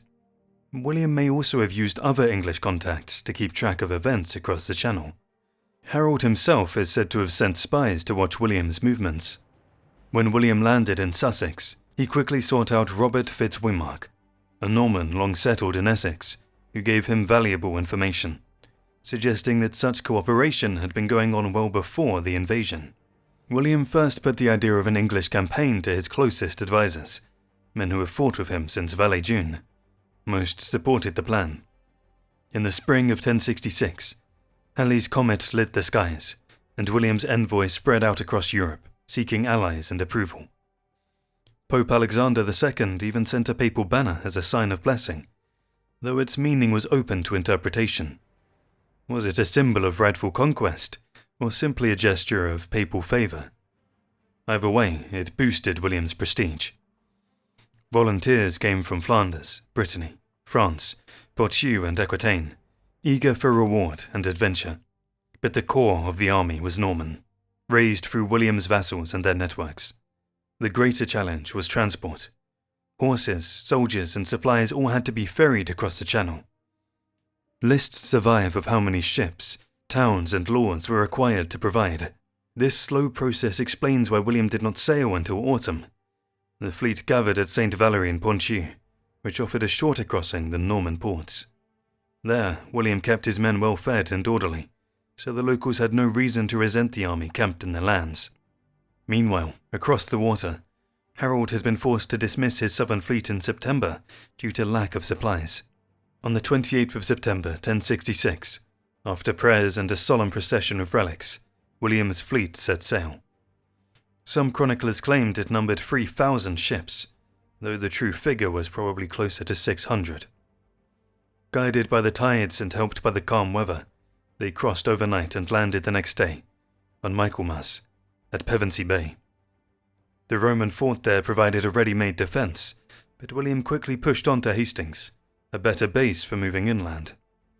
At that very moment, Harold had just defeated a Norwegian invasion at Stamford Bridge in the north, Exhausted from the march back south, he nevertheless raced to confront William. Both sides had time to send messages and threats. Harold claimed the throne was his by Edward's deathbed wish and by election of the English nobles.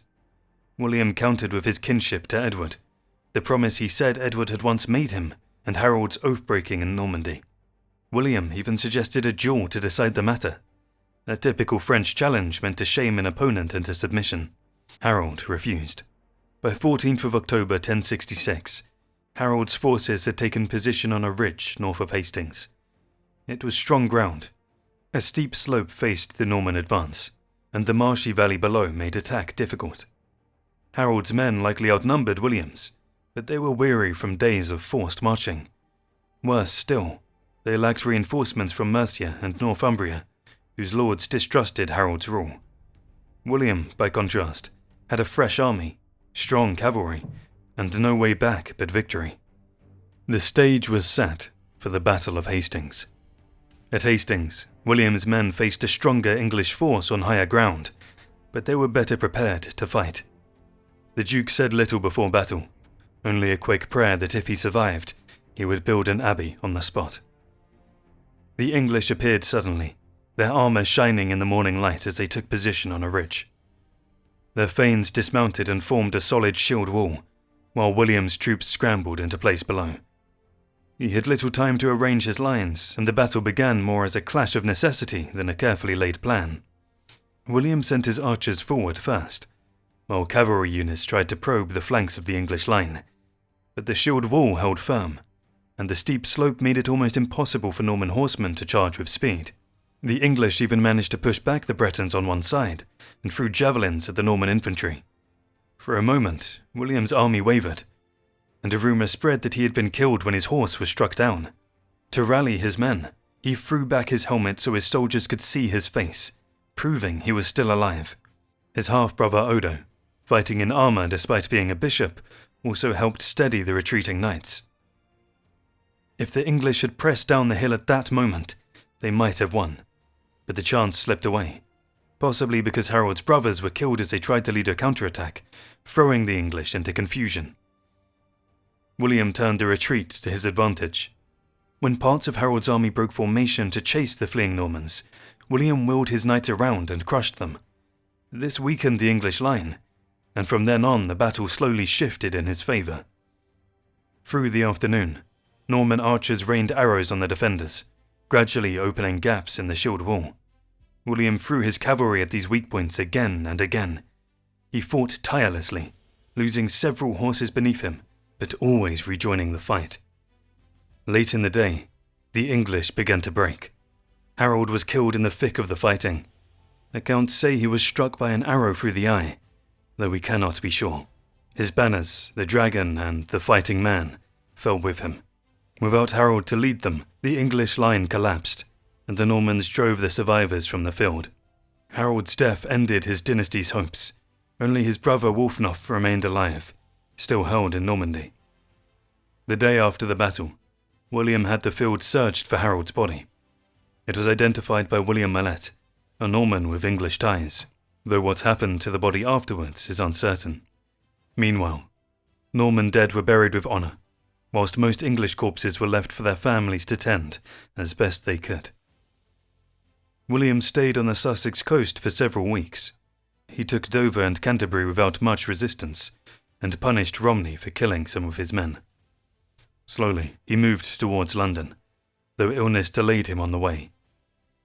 The English leaders hesitated, debating whether to back young Edgar Atheling or accept William.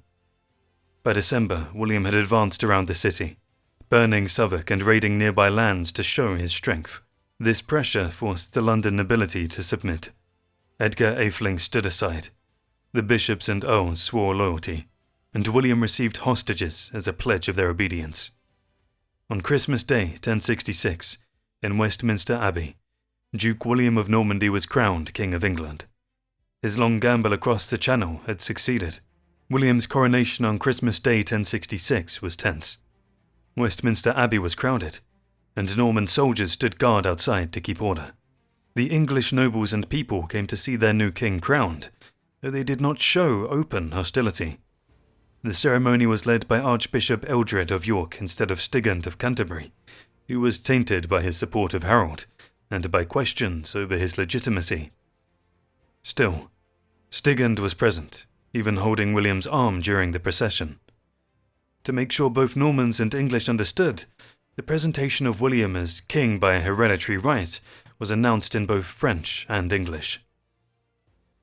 But when the crowd inside the abbey shouted their approval in English, the soldiers outside panicked, thinking a riot had started. They struck at the people and even set fire to houses nearby. Smoke and screams drifted into the church, unsettling the congregation, but the ceremony went on. Later accounts describe William sitting nervously on the throne, while parts of the congregation slept outside, some to fight the fire. Despite the chaos, the service was completed with the anointing, blessing, and crowning that made him king. Becoming King of England transformed William's position. In France, the title of king carried unmatched prestige, supported by centuries of Christian thought and tradition. Coronation was more than a political ritual. It was believed to change a ruler spiritually. Much like the ordination of a bishop, the ceremony linked William to biblical kings such as David and Solomon, praised for wisdom and justice, while men like Harold were condemned as tyrants, who ruled without God's blessing. Kings were also compared to emperors. They summoned councils, appointed bishops, issued laws, and were seen as guardians of peace. Now, William had joined their ranks. As Duke of Normandy, William already held power, but his authority always carried traces of dependence on the French crown. Kings of France still issued charters in his duchy, and prayers in Norman churches always mentioned the French king before the Duke. By becoming King of England through conquest and acclaim, William no longer seemed subordinate. When he returned to Normandy in 1067, he staged a magnificent royal court at Vercamp, bringing the English regalia with him. At Easter that year, he was hailed not as Duke, but as the most serene William, the great and peace-giving king, crowned by God. For the Capetian rulers of France, it was an uncomfortable sight. Their most powerful vassal was now also a crowned king, richer and stronger than they were. William made sure to project this new image. His royal seal, made in London before his return, showed him in two ways. On one side, he appeared enthroned with orb and scepter, echoing King Edward's seal and the imperial style of Germany, underlining continuity with English kingship. On the other side, he was shown as a mounted warrior, armed and carrying a banner, still patron of the Normans. This dual image made a clear statement. William was both a warrior duke and a Christian king, ruler of Normandy and England alike. In his own eyes, the two roles were inseparable. There was never a single united Anglo-Norman kingdom. Instead, William ruled a collection of lands and claims tied together by his personal authority as both King of England and Duke of Normandy. It was not really an empire either, even though William sometimes styled himself with the lofty Byzantine title Basilius instead of the Latin Rex, just as earlier English kings had done. Still, what William held was more than the sum of its parts. Like Canute before him, he sat at the centre of a wide web of power, dealing not only with English earls, Welsh and Scottish rulers, but also with Norman vassals and the troublesome families of northern France, some of whom he later rewarded with English lands. From the start, William showed that he did not see England as the sole focus of his rule.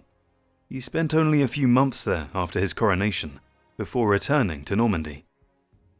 To maintain order in his absence, he left behind a government that looked very much like what King Edward had left. He issued writs in both English and Latin, kept Edward's chancellor in office, and even retained much of the old earldom system. Harold's old earldom of Wessex was given to William Fitzosborne, one of his closest allies, while his brothers Odo and Ralph the Staller took over the positions once held by Harold's brothers. The other major earldoms, Mercia, Northumbria, and the East Midlands, were left in English hands. When William returned to Normandy in 1067, he brought with him not just treasure from English royal and monastic hordes, but also leading English figures who might cause trouble in his absence. Edgar Atheling, Stigand the Archbishop, and earls like Edwin, Morcar, and Wulfiof all travelled with him, hostages in all but name. He also ordered castles built at London and Winchester to keep the population under control. William's instincts proved right. The duchy had been left exposed, and soon Count Eustace of Boulogne, who had fought for him at Hastings, turned against him and launched a raid on Dover. The new Norman garrison there drove him off, showing that William's preparations had worked. By the end of 1067, William was back in England. He was received in London with celebrations, but the problems of conquest soon became clear. In the west, Exeter resisted him openly, with Harold's mother Gaifa at its heart. William marched there with an army funded by heavy tribute, and after a harsh siege, including the blinding of a hostage to terrify the defenders, the city finally surrendered. Devon and Cornwall soon followed. With his authority restored, William called for his wife, Matilda, to join him, and in May of 1068 she was crowned queen at Westminster by Archbishop Ealdred, with English nobles present to show their submission. This moment marked a high point. William had won over London and the south, and many English nobles still held high office under him. The government looked much the same it had before Hastings, but rebellion was never far away. Over the next years, unrest became constant, fueled as much by William's own approach as by native resistance. The Normans, drunk on their success, began to show arrogance towards others. William's biographer, William of Poitiers, dismissed the Bretons as barbaric and immoral, while later churchmen like Archbishop Lanfranc called them filth when they were expelled in 1075. Similar contempt was later aimed at the Welsh, Scots, and Irish, portraying them as savages outside true Christian society. The English too were painted in this light. Norman chroniclers began to describe them as treacherous, resentful, and corrupt, twisting every act of defiance into proof of their supposed wickedness. In doing so, the Normans excused any brutality they chose to use.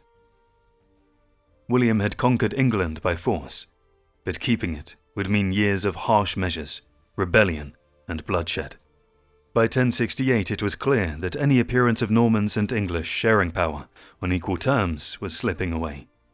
William Fitz-Osbern and Bishop Odo had already begun stripping English nobles of their estates and giving them to Norman followers. Families of the Thanes who had died in battle were denied their inheritance, and in regions like Sussex and Kent, land was handed wholesale to newcomers from France. William spoke of continuity, but his actions showed domination and dispossession. To many Englishmen, he seemed a harsher and more hypocritical conqueror than Canute had ever been. The king's severity pushed some noble families abroad. Soon after Queen Matilda's coronation, Edgar Atheling, his mother, and his sisters left England for Scotland, where King Malcolm III gave them shelter. Other northern thanes also fled across the border. At the same time, violence in the north was already brewing. William's chosen Earl of Northumbria, Copsey, had been murdered in 1067. In the summer of 1068, William decided to march north for the first time. Earls Edwin and Morcar briefly resisted, but as his army advanced, building castles at Warwick and Nottingham, they submitted. William entered York, accepted its submission, and even received envoys from King Malcolm of Scotland, who sought peace. To secure Durham and Northumbria, he appointed a Norman knight, Robert de Comines, before returning south. Confident that the north was settled, William left for Normandy with his queen at the end of the year. But the north soon erupted.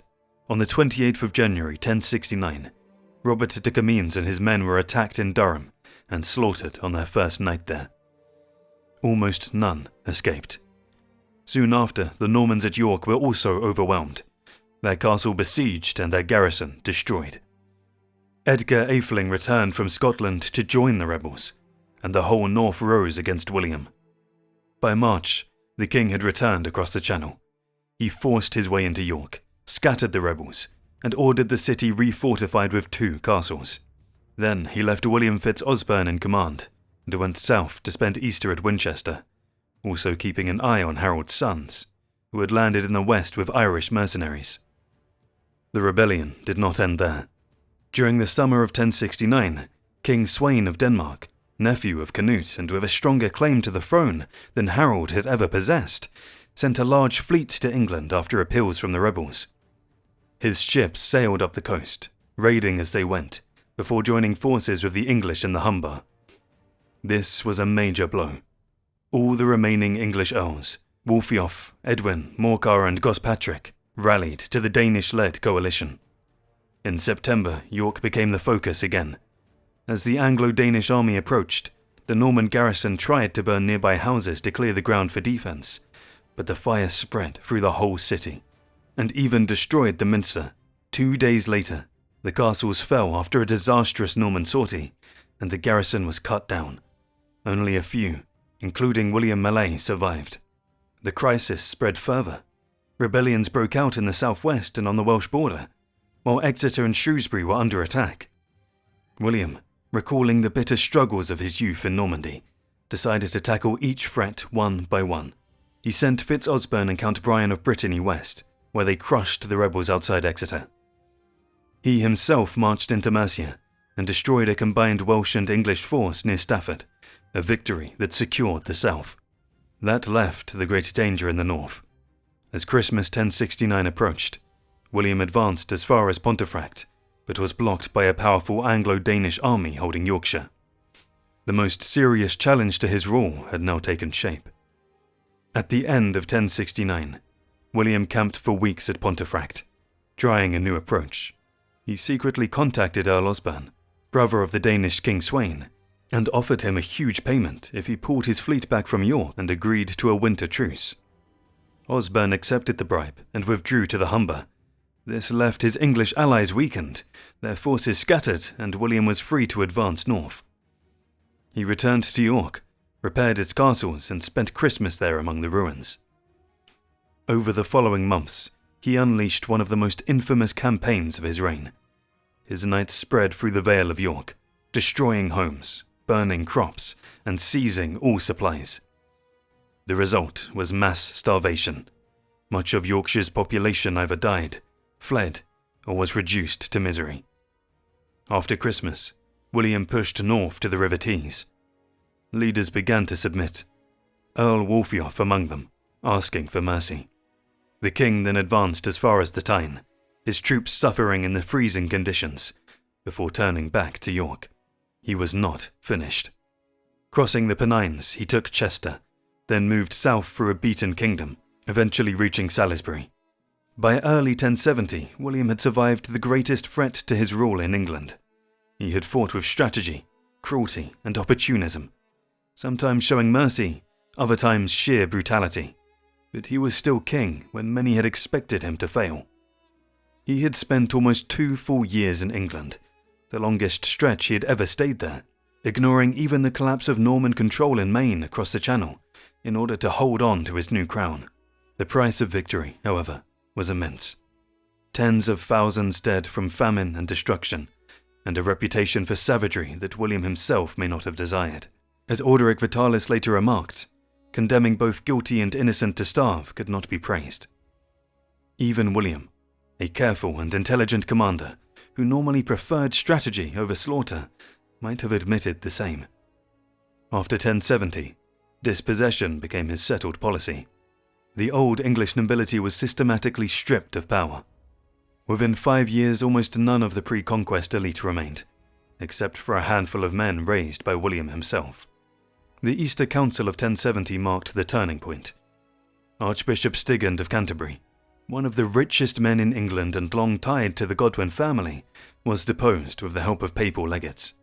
His lands and wealth were seized. His brother, Bishop Ethelmar of East Anglia, fell with him. Other church leaders were removed soon after, with William placing trusted Normans in their place. Lanfranc, Abbot of Caen and one of William's oldest allies, became the new Archbishop of Canterbury. Thomas of Bayeux was appointed at York, while the new French bishops were installed in Sussex, Winchester, East Anglia and Rochester. The same pattern was about to transform the nobility as well. By the end of 1070, William's dominance was clear. The Danes still lingered in the Humber, and King Sweyn himself came that spring, but after witnessing the brutality of William's campaigns and the failure of his brother's efforts, he too withdrew. Before leaving, Sweyn encouraged one last rebellion in the Fens, based at Ely, but he abandoned it after plundering Peterborough. The English cause was breaking apart. The Northern Earls, Edwin and Morcar, gave up the royal court that same year. Edwin tried to escape north to Malcolm of Scotland, but was killed on the way, possibly betrayed by his own men. Morcar, with Bishop Ethelwine of Durham and others, including the legendary Hereward, made their last stand on the Isle of Ely. William returned in 1071, and after a long blockade, his agents persuaded most rebels to surrender. Morcar was sent to Normandy, kept in honourable custody by Roger de Beaumont, where he lived out the reign. William reorganised England under tighter Norman control. New earldoms with reduced powers were created at Chester and Shrewsbury. Fitz-Osbern's oldest earldom of Hereford was cut down. Odo's authority was confined to Kent, and Wulfioth, married into William's family, was given Northampton and later Northumbria. He may have been a test case to see if an English magnate could become a loyal Norman ally. By the 1080s, a few such hybrid figures did exist, like Ferkel of Warwick and Edward of Salisbury, but most of the English ruling class had been replaced. Everywhere William ordered castles built and land redistributed to support his new lords. Once he made up his mind, he had the determination and energy to see it through. By the early 1070s, his conquest was no longer in question. England had been broken, reshaped, and firmly placed under Norman rule. The year 1071 turned out to be a major turning point in William's life, not only because it marked the final blows against the English nobility, but because it also brought a personal loss. That February, his closest friend and longtime supporter, William Fitz-Osbern, was killed while fighting alongside King Philip of France's army in Flanders. Fitz-Osbern had been left in Normandy the year before to govern in William's place, since the king was tied up with England. But when Philip marched into Flanders to press his authority after the death of Baldwin VI, Queen Matilda's brother, Fitz-Osbern joined him.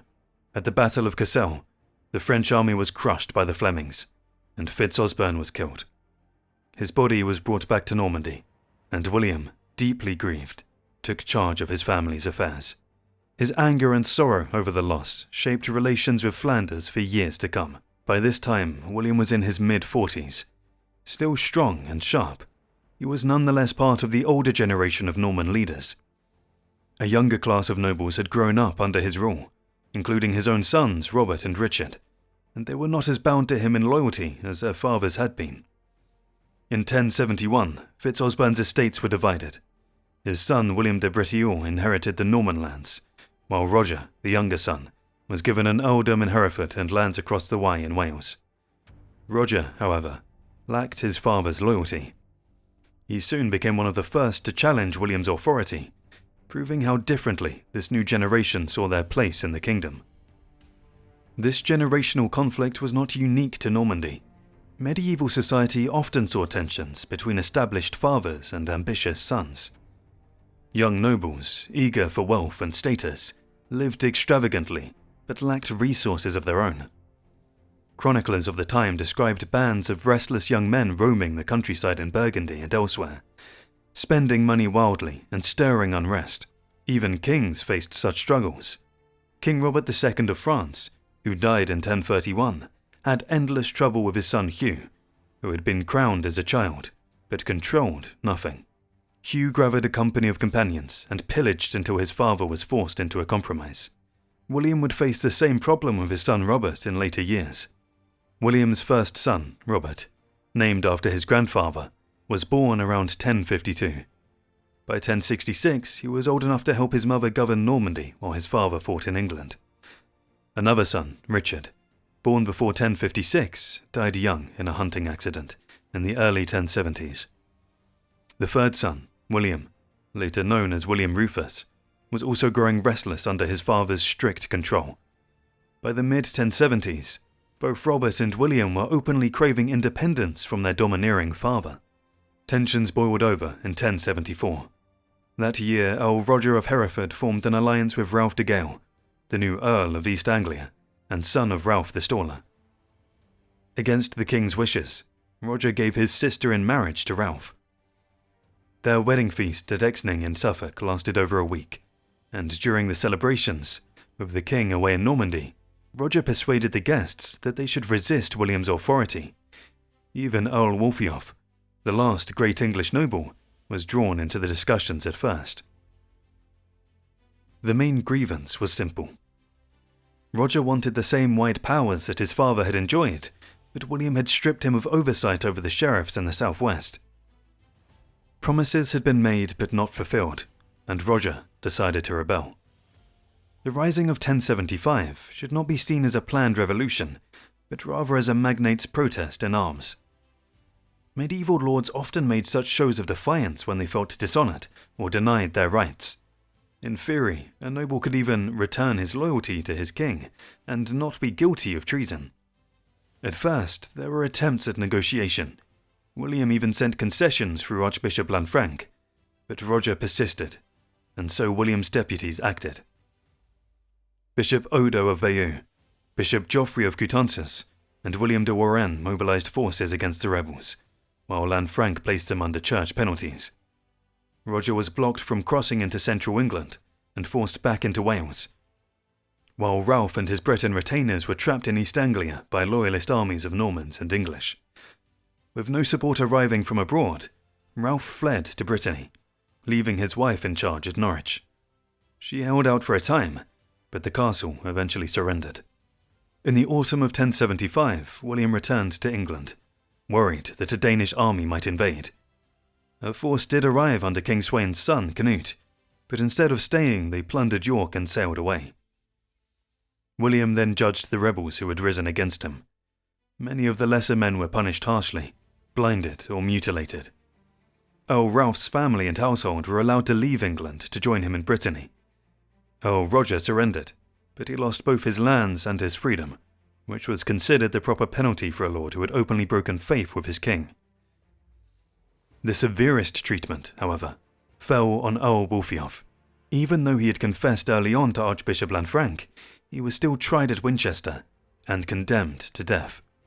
In May 1076, he was beheaded outside Winchester, the last great English earl of native blood. His lands were passed to his widow, William's niece. Many chroniclers claim that Wulfiof's death cast a shadow over William's later reign, and that people came to see the fallen earl as a martyr. His tomb at Crowland became a shrine where miracles were said to occur. Despite stamping out the rebellion, William's problems did not end. Soon he faced unrest within his own family, especially from his eldest son, Robert. Part of this discontent was connected to the rebellion of Roger de Hereford, since Robert too felt excluded from real authority. Matters worsened in 1076, when William campaigned in Brittany against Ralph de Gale, now based at Dole. But here, fortune turned against him. King Philip of France, still in his 20s, joined forces with the Bretons, caught William off guard and forced him to retreat, losing much of his army's baggage. It was a rare defeat for William, and worse, it came at the hands of the young French king. Philip quickly showed he meant to exploit William's difficulties. In 1075 he had already tried to support Edgar Eveling by offering him Montreal as a base against Normandy, and though that attempt failed, the intent was clear. Now he turned his attention to Robert, William's own son, and encouraged him to defy his father. This became a strategy the French kings would use again and again in the following century, backing the discontented heirs of Normandy and England against their ruling fathers. William did try to counter this with diplomacy. He discussed a marriage alliance between his daughter Constance and Alan, the son of Count Hole of Brittany. In 1077, he also agreed to let Robert be formally recognized as Duke of Normandy, with King Philip's consent, but peace within the family did not last. Later that same year, relations collapsed entirely. Chroniclers say the spark came at Laiguel, while William was preparing to move against the Count of Perche. Robert's younger brothers, William Rufus and Henry, mocked him by occupying the upper floor of his lodgings and holding a dice game, even going so far as to urinate on Robert and his companions below. Robert, furious, tried to storm their chamber, and a brawl broke out until their father intervened. The next day Robert left in anger and attempted a coup by seizing Rouen, hoping to rally supporters in Normandy. When this failed, he fled across the border to Châteauneuf on Timoraise with his followers. Among those who supported him were William de Breteuil, son of Fitz-Osbern, and Robert de Bellamy, the restless son of Roger de Montgomery. In short, the sons of William's old allies were now his fiercest opponents. Robert soon turned to his uncle in Flanders, and inevitably fell under the wing of King Philip of France. Philip, delighted at the chance, set Robert up in the strong castle of Gerberoy on the Norman border, just as he had once offered Montreal to Edgar Atheling. By early 1079, William had little choice but to besiege his own son at Gerberoy, or risk losing face before his barons. The result was disastrous. Philip marched to help Robert, and in the battle outside the castle, William's army was badly beaten. Robert himself struck his father from his horse and wounded him in the arm, only sparing him when he realized who he was. William's household knights were forced to surrender, and the king barely escaped with the help of his younger son, Rufus, who was wounded in the fight. The English noble Toki of Wallingford was killed beside him. Shaken and humiliated, William had no choice but to negotiate. At a peace conference arranged with Philip, he agreed to restore Robert and promised that Normandy would pass to him after his death. At a peace conference arranged with Philip, he agreed to restore Robert and promised that Normandy would pass to him after his death. The reconciliation between William and his eldest son Robert was not easy, and only came about with time. Queen Matilda played a key role, both morally and financially, by giving Robert huge sums of her own money. William usually kept a calm face in misfortune, but his humiliation in 1079 burned deeply, even though he handled it outwardly with pragmatism. In 1080, after months of persuasion by his wife, churchmen, and even appeals from the Pope, father and son were formally reunited. At Easter that year they crossed together to England, William returning after nearly 4 years away. As often happened in the Middle Ages, the reconciliation was reinforced through grand public displays. Brilliant courts were held on the great feasts of the church, and military campaigns were staged against weak opponents to remind everyone of Norman power. In 1080, Robert and Bishop Odo led a large Anglo-Norman army north to intimidate King Malcolm of Scotland and rebellious northern thanes. In 1081, William himself, joined by his son Rufus, pushed into South Wales as far as St David's. Though the campaigns achieved little beyond new Norman castles at Newcastle and Cardiff, they showed that the King of England could project his power wherever he wished. Yet these expeditions may have revealed more weaknesses than strength. The truce between William and Robert made the realm secure for the moment, but everyone wondered what would happen after William's death. Robert's talent in war and his restless ambition were troubling signs for the stability of the Anglo-Norman world. Even Rome sensed an opportunity.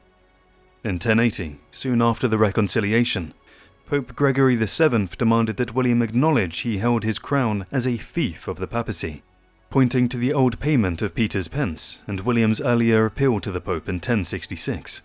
William flatly refused, and nothing came of the demand, but the timing revealed that many believed his position had been weakened.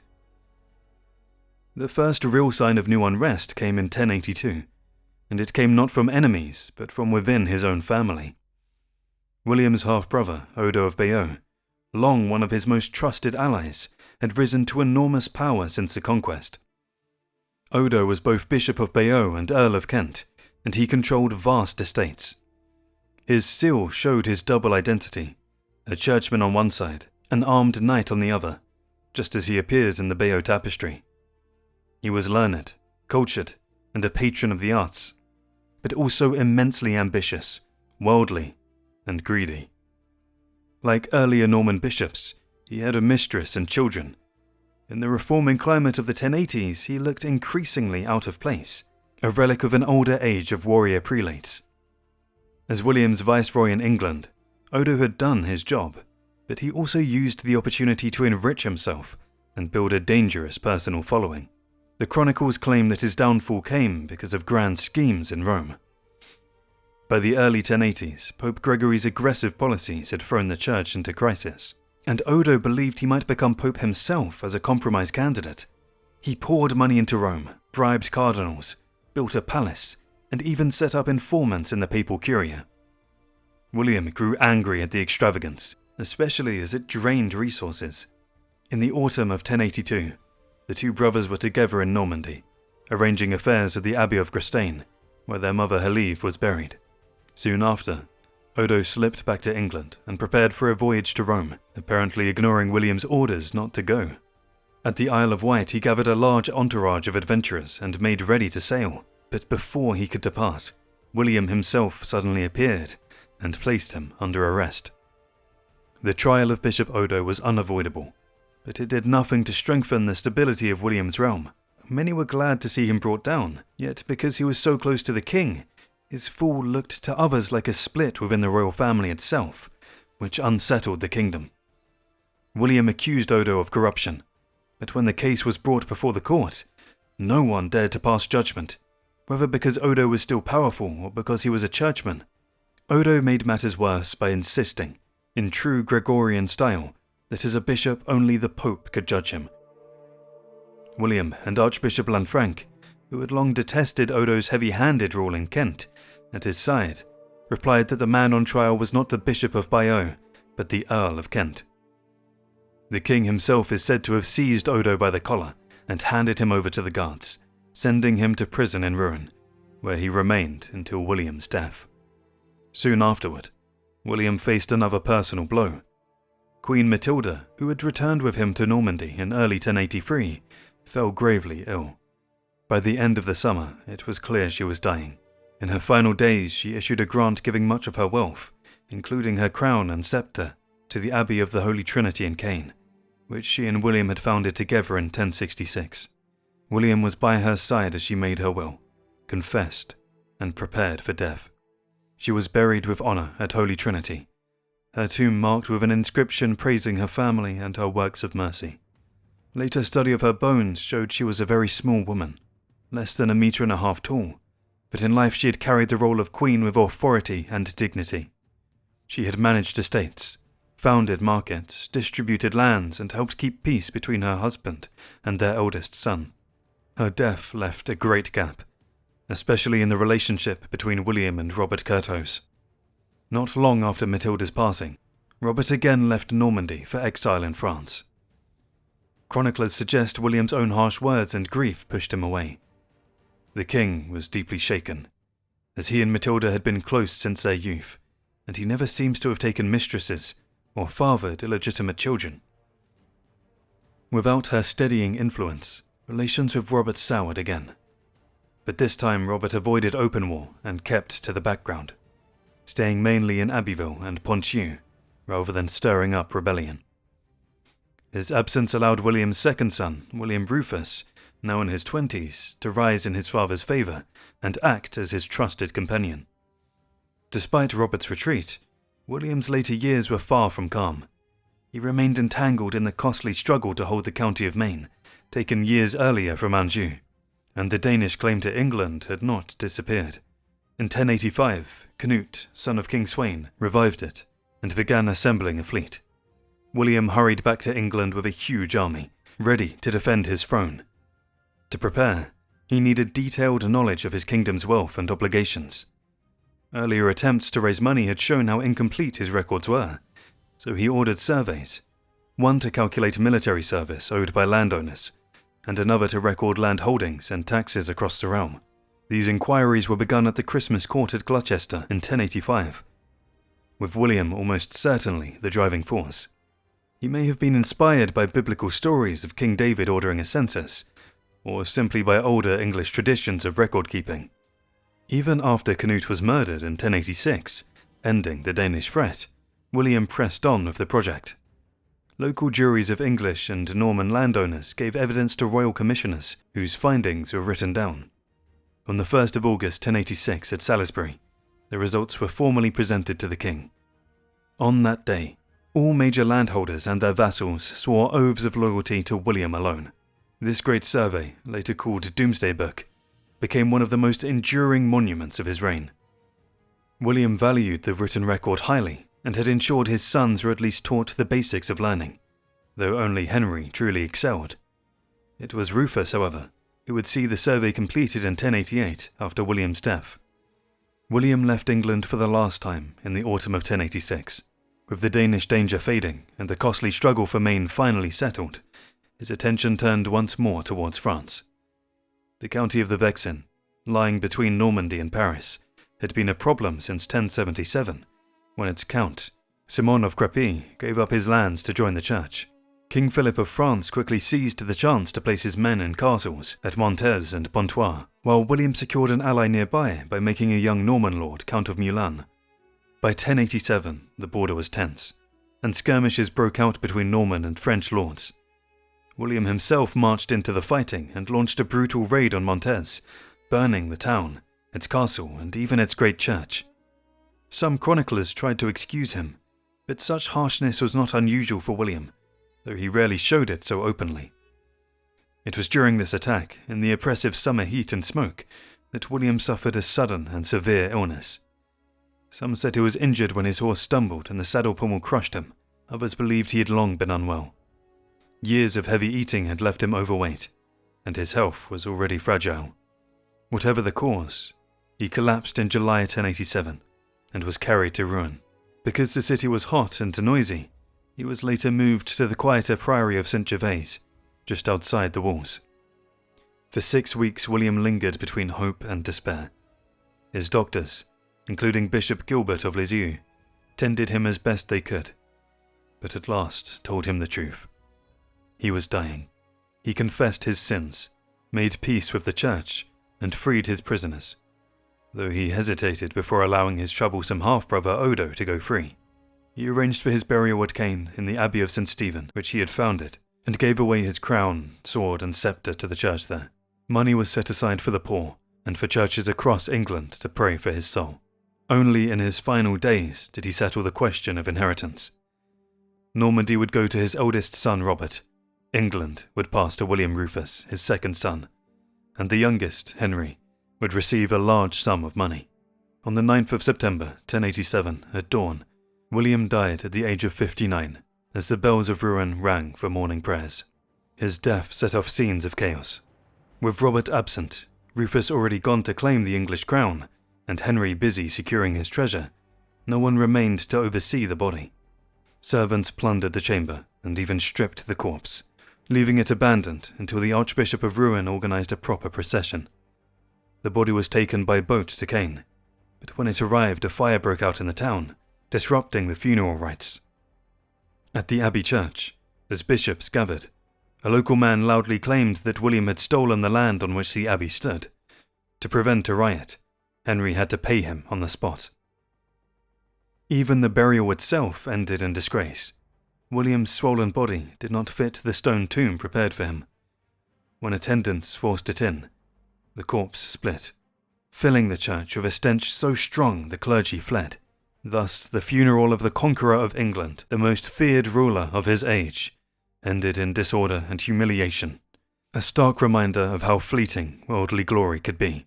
William's tomb was finished with care, inscribed with a solemn epitaph in the classical style, and richly decorated with jewels and precious metals by his successor, William Rufus. Yet his rest was anything but peaceful. In both France and England, the graves of kings were often disturbed, either by religious turmoil or by the curiosity of later generations. In 1522 his tomb was opened, and his mummified body was displayed. An artist even painted his likeness from the remains, showing a tall man with long limbs, a commanding presence, a fierce face, and a receding hairline, much as chroniclers had described. But in 1562, Calvinist rebels destroyed the tomb and scattered his remains, sparing only a single thigh bone. What little was left was placed in a new tomb in 1642, but that too was destroyed during the Revolution of 1793. When the relics were examined in 1961, the thigh bone confirmed that William had been about 1.75 meters tall, more than half a meter taller than his small wife, Queen Matilda. Of William himself, we know more than of most rulers of his time. He was not an especially unconventional man, but in terms of personal faith and discipline, he reflected a new spirit in medieval life. He was deeply influenced by the church's growing call to weave religious observance into daily living. William de Poitiers, who had served as his chaplain, record that William's days were marked by church services. He often attended the daily offices recited by his clerks, or joined worship at the great churches of his realm. He must have known some Latin, for he could follow readings and perhaps even join in, chanting the psalms. His court was strict in its religious routine, and people either resisted it, as his sons sometimes did, or were inspired by it. Count Simon of Crepy, raised for a time at William's court, became noted for his piety, and eventually chose the monastic life, a choice that reflected the influence of William and Matilda's household. Above all, William valued daily mass and understood its spiritual importance. His faith even showed a practical, almost mathematical quality. Records in Domesday Book show his concern to ensure masses were said regularly for his safety and salvation. For instance, he arranged that priests in Hertfordshire rotated services so that a mass was offered for him every single day. When a new church was to be built at Norwich around 1076, William allowed it on the condition that the priest would celebrate mass for him each week and recite the psalms. His devotion was sincere, but not saintly. No one of his age thought of him as holy, but his seriousness about religion stood out. Where did this come from? Perhaps from his education as a boy, or from the influence of his brilliant half-brother Odo, but most likely from his long relationship with Lanfranc, the scholar he made Abbot of Caen and later Archbishop of Canterbury. Lanfranc was widely regarded as William's spiritual advisor, and their partnership helped promote greater religious devotion among the people of England and Normandy. The greatest monuments to this vision are the Abbey of Battle, built on the site of his great victory, and St. Stephen's at Caen, where William himself was buried. William personally oversaw details of these projects. When the monks of Marmoutier objected to the site of Battle Abbey because it lacked water, he overruled them, insisting it be built where Harold had fallen. When they complained of the poor local stone, he ordered limestone shipped in from Normandy. His will in sacred matters was as absolute as in political ones. William is often judged harshly for the devastation he carried out in Yorkshire in 1069, but calling him a man of unusual cruelty is not really fair. His natural instincts leaned more towards moderation and mercy. Warfare in France during his time was sophisticated. It relied on threats, feints, and fast cavalry maneuvers, rather than constant slaughter. The ambush of the Angevins at Varaville in 1057 was the best example of this kind of strategy. Violence was usually limited to areas around castles, unless a commander wanted to break an enemy's economy, in which case rural settlements were destroyed. Most noble soldiers of that age died peacefully in bed, since defeat usually meant imprisonment rather than execution. Later, the writer Guibert of Nogent criticized William for sometimes refusing to ransom prisoners, but in reality this was a mild complaint compared to what others did. Again and again William showed clemency to those who opposed him. His rebellious uncles, William of Arquis and Archbishop Malgo, were not killed, but exiled with comfortable incomes. The same was true for Count Walter of Montes, Earl Morcar, and even Bishop Odo. Edgar Atheling, who had once fought against him and had a stronger hereditary claim to the English throne, was allowed to live quietly in England for years. The only real exception was Earl Wulfthilf, whose execution for treason William may have later regretted. That episode shows that he was still capable of mistakes and panic like anyone else. Still, when pushed, William could be ruthless. At Alençon in 1052, he terrified the townspeople into surrender with an act of cold-blooded cruelty. During the crisis of 1069-70, he bribed the Danes to stand down and then destroyed Yorkshire so completely that famine crippled resistance for years. In 1087, he burned the town of Montes with deliberate ferocity. Yet such acts were not unique to him. His French enemies used the same brutal tactics against Normandy. What stands out most about William is not cruelty, but determination, what one historian called the sheer force of will. Yet he was not without weaknesses. He could be unrealistically optimistic, as when he fought after the conquest that he could leave England to run itself peacefully while he stayed in Normandy. He could be deeply frustrated, especially with his son Robert, who refused to see himself as part of a family duty and acted only out of selfishness. William surely felt fear, grief, and despair at times, but his dangerous childhood in a treacherous court had trained him to keep a ruler's mask of calm. Even so, He was capable of real emotion. He could show loyalty and affection, and his ability to inspire close friendships shows he was not without warmth. He was also energetic and physically robust. In his youth, his enthusiasm on the battlefield annoyed older commanders, and even in later life he took pride in his stamina.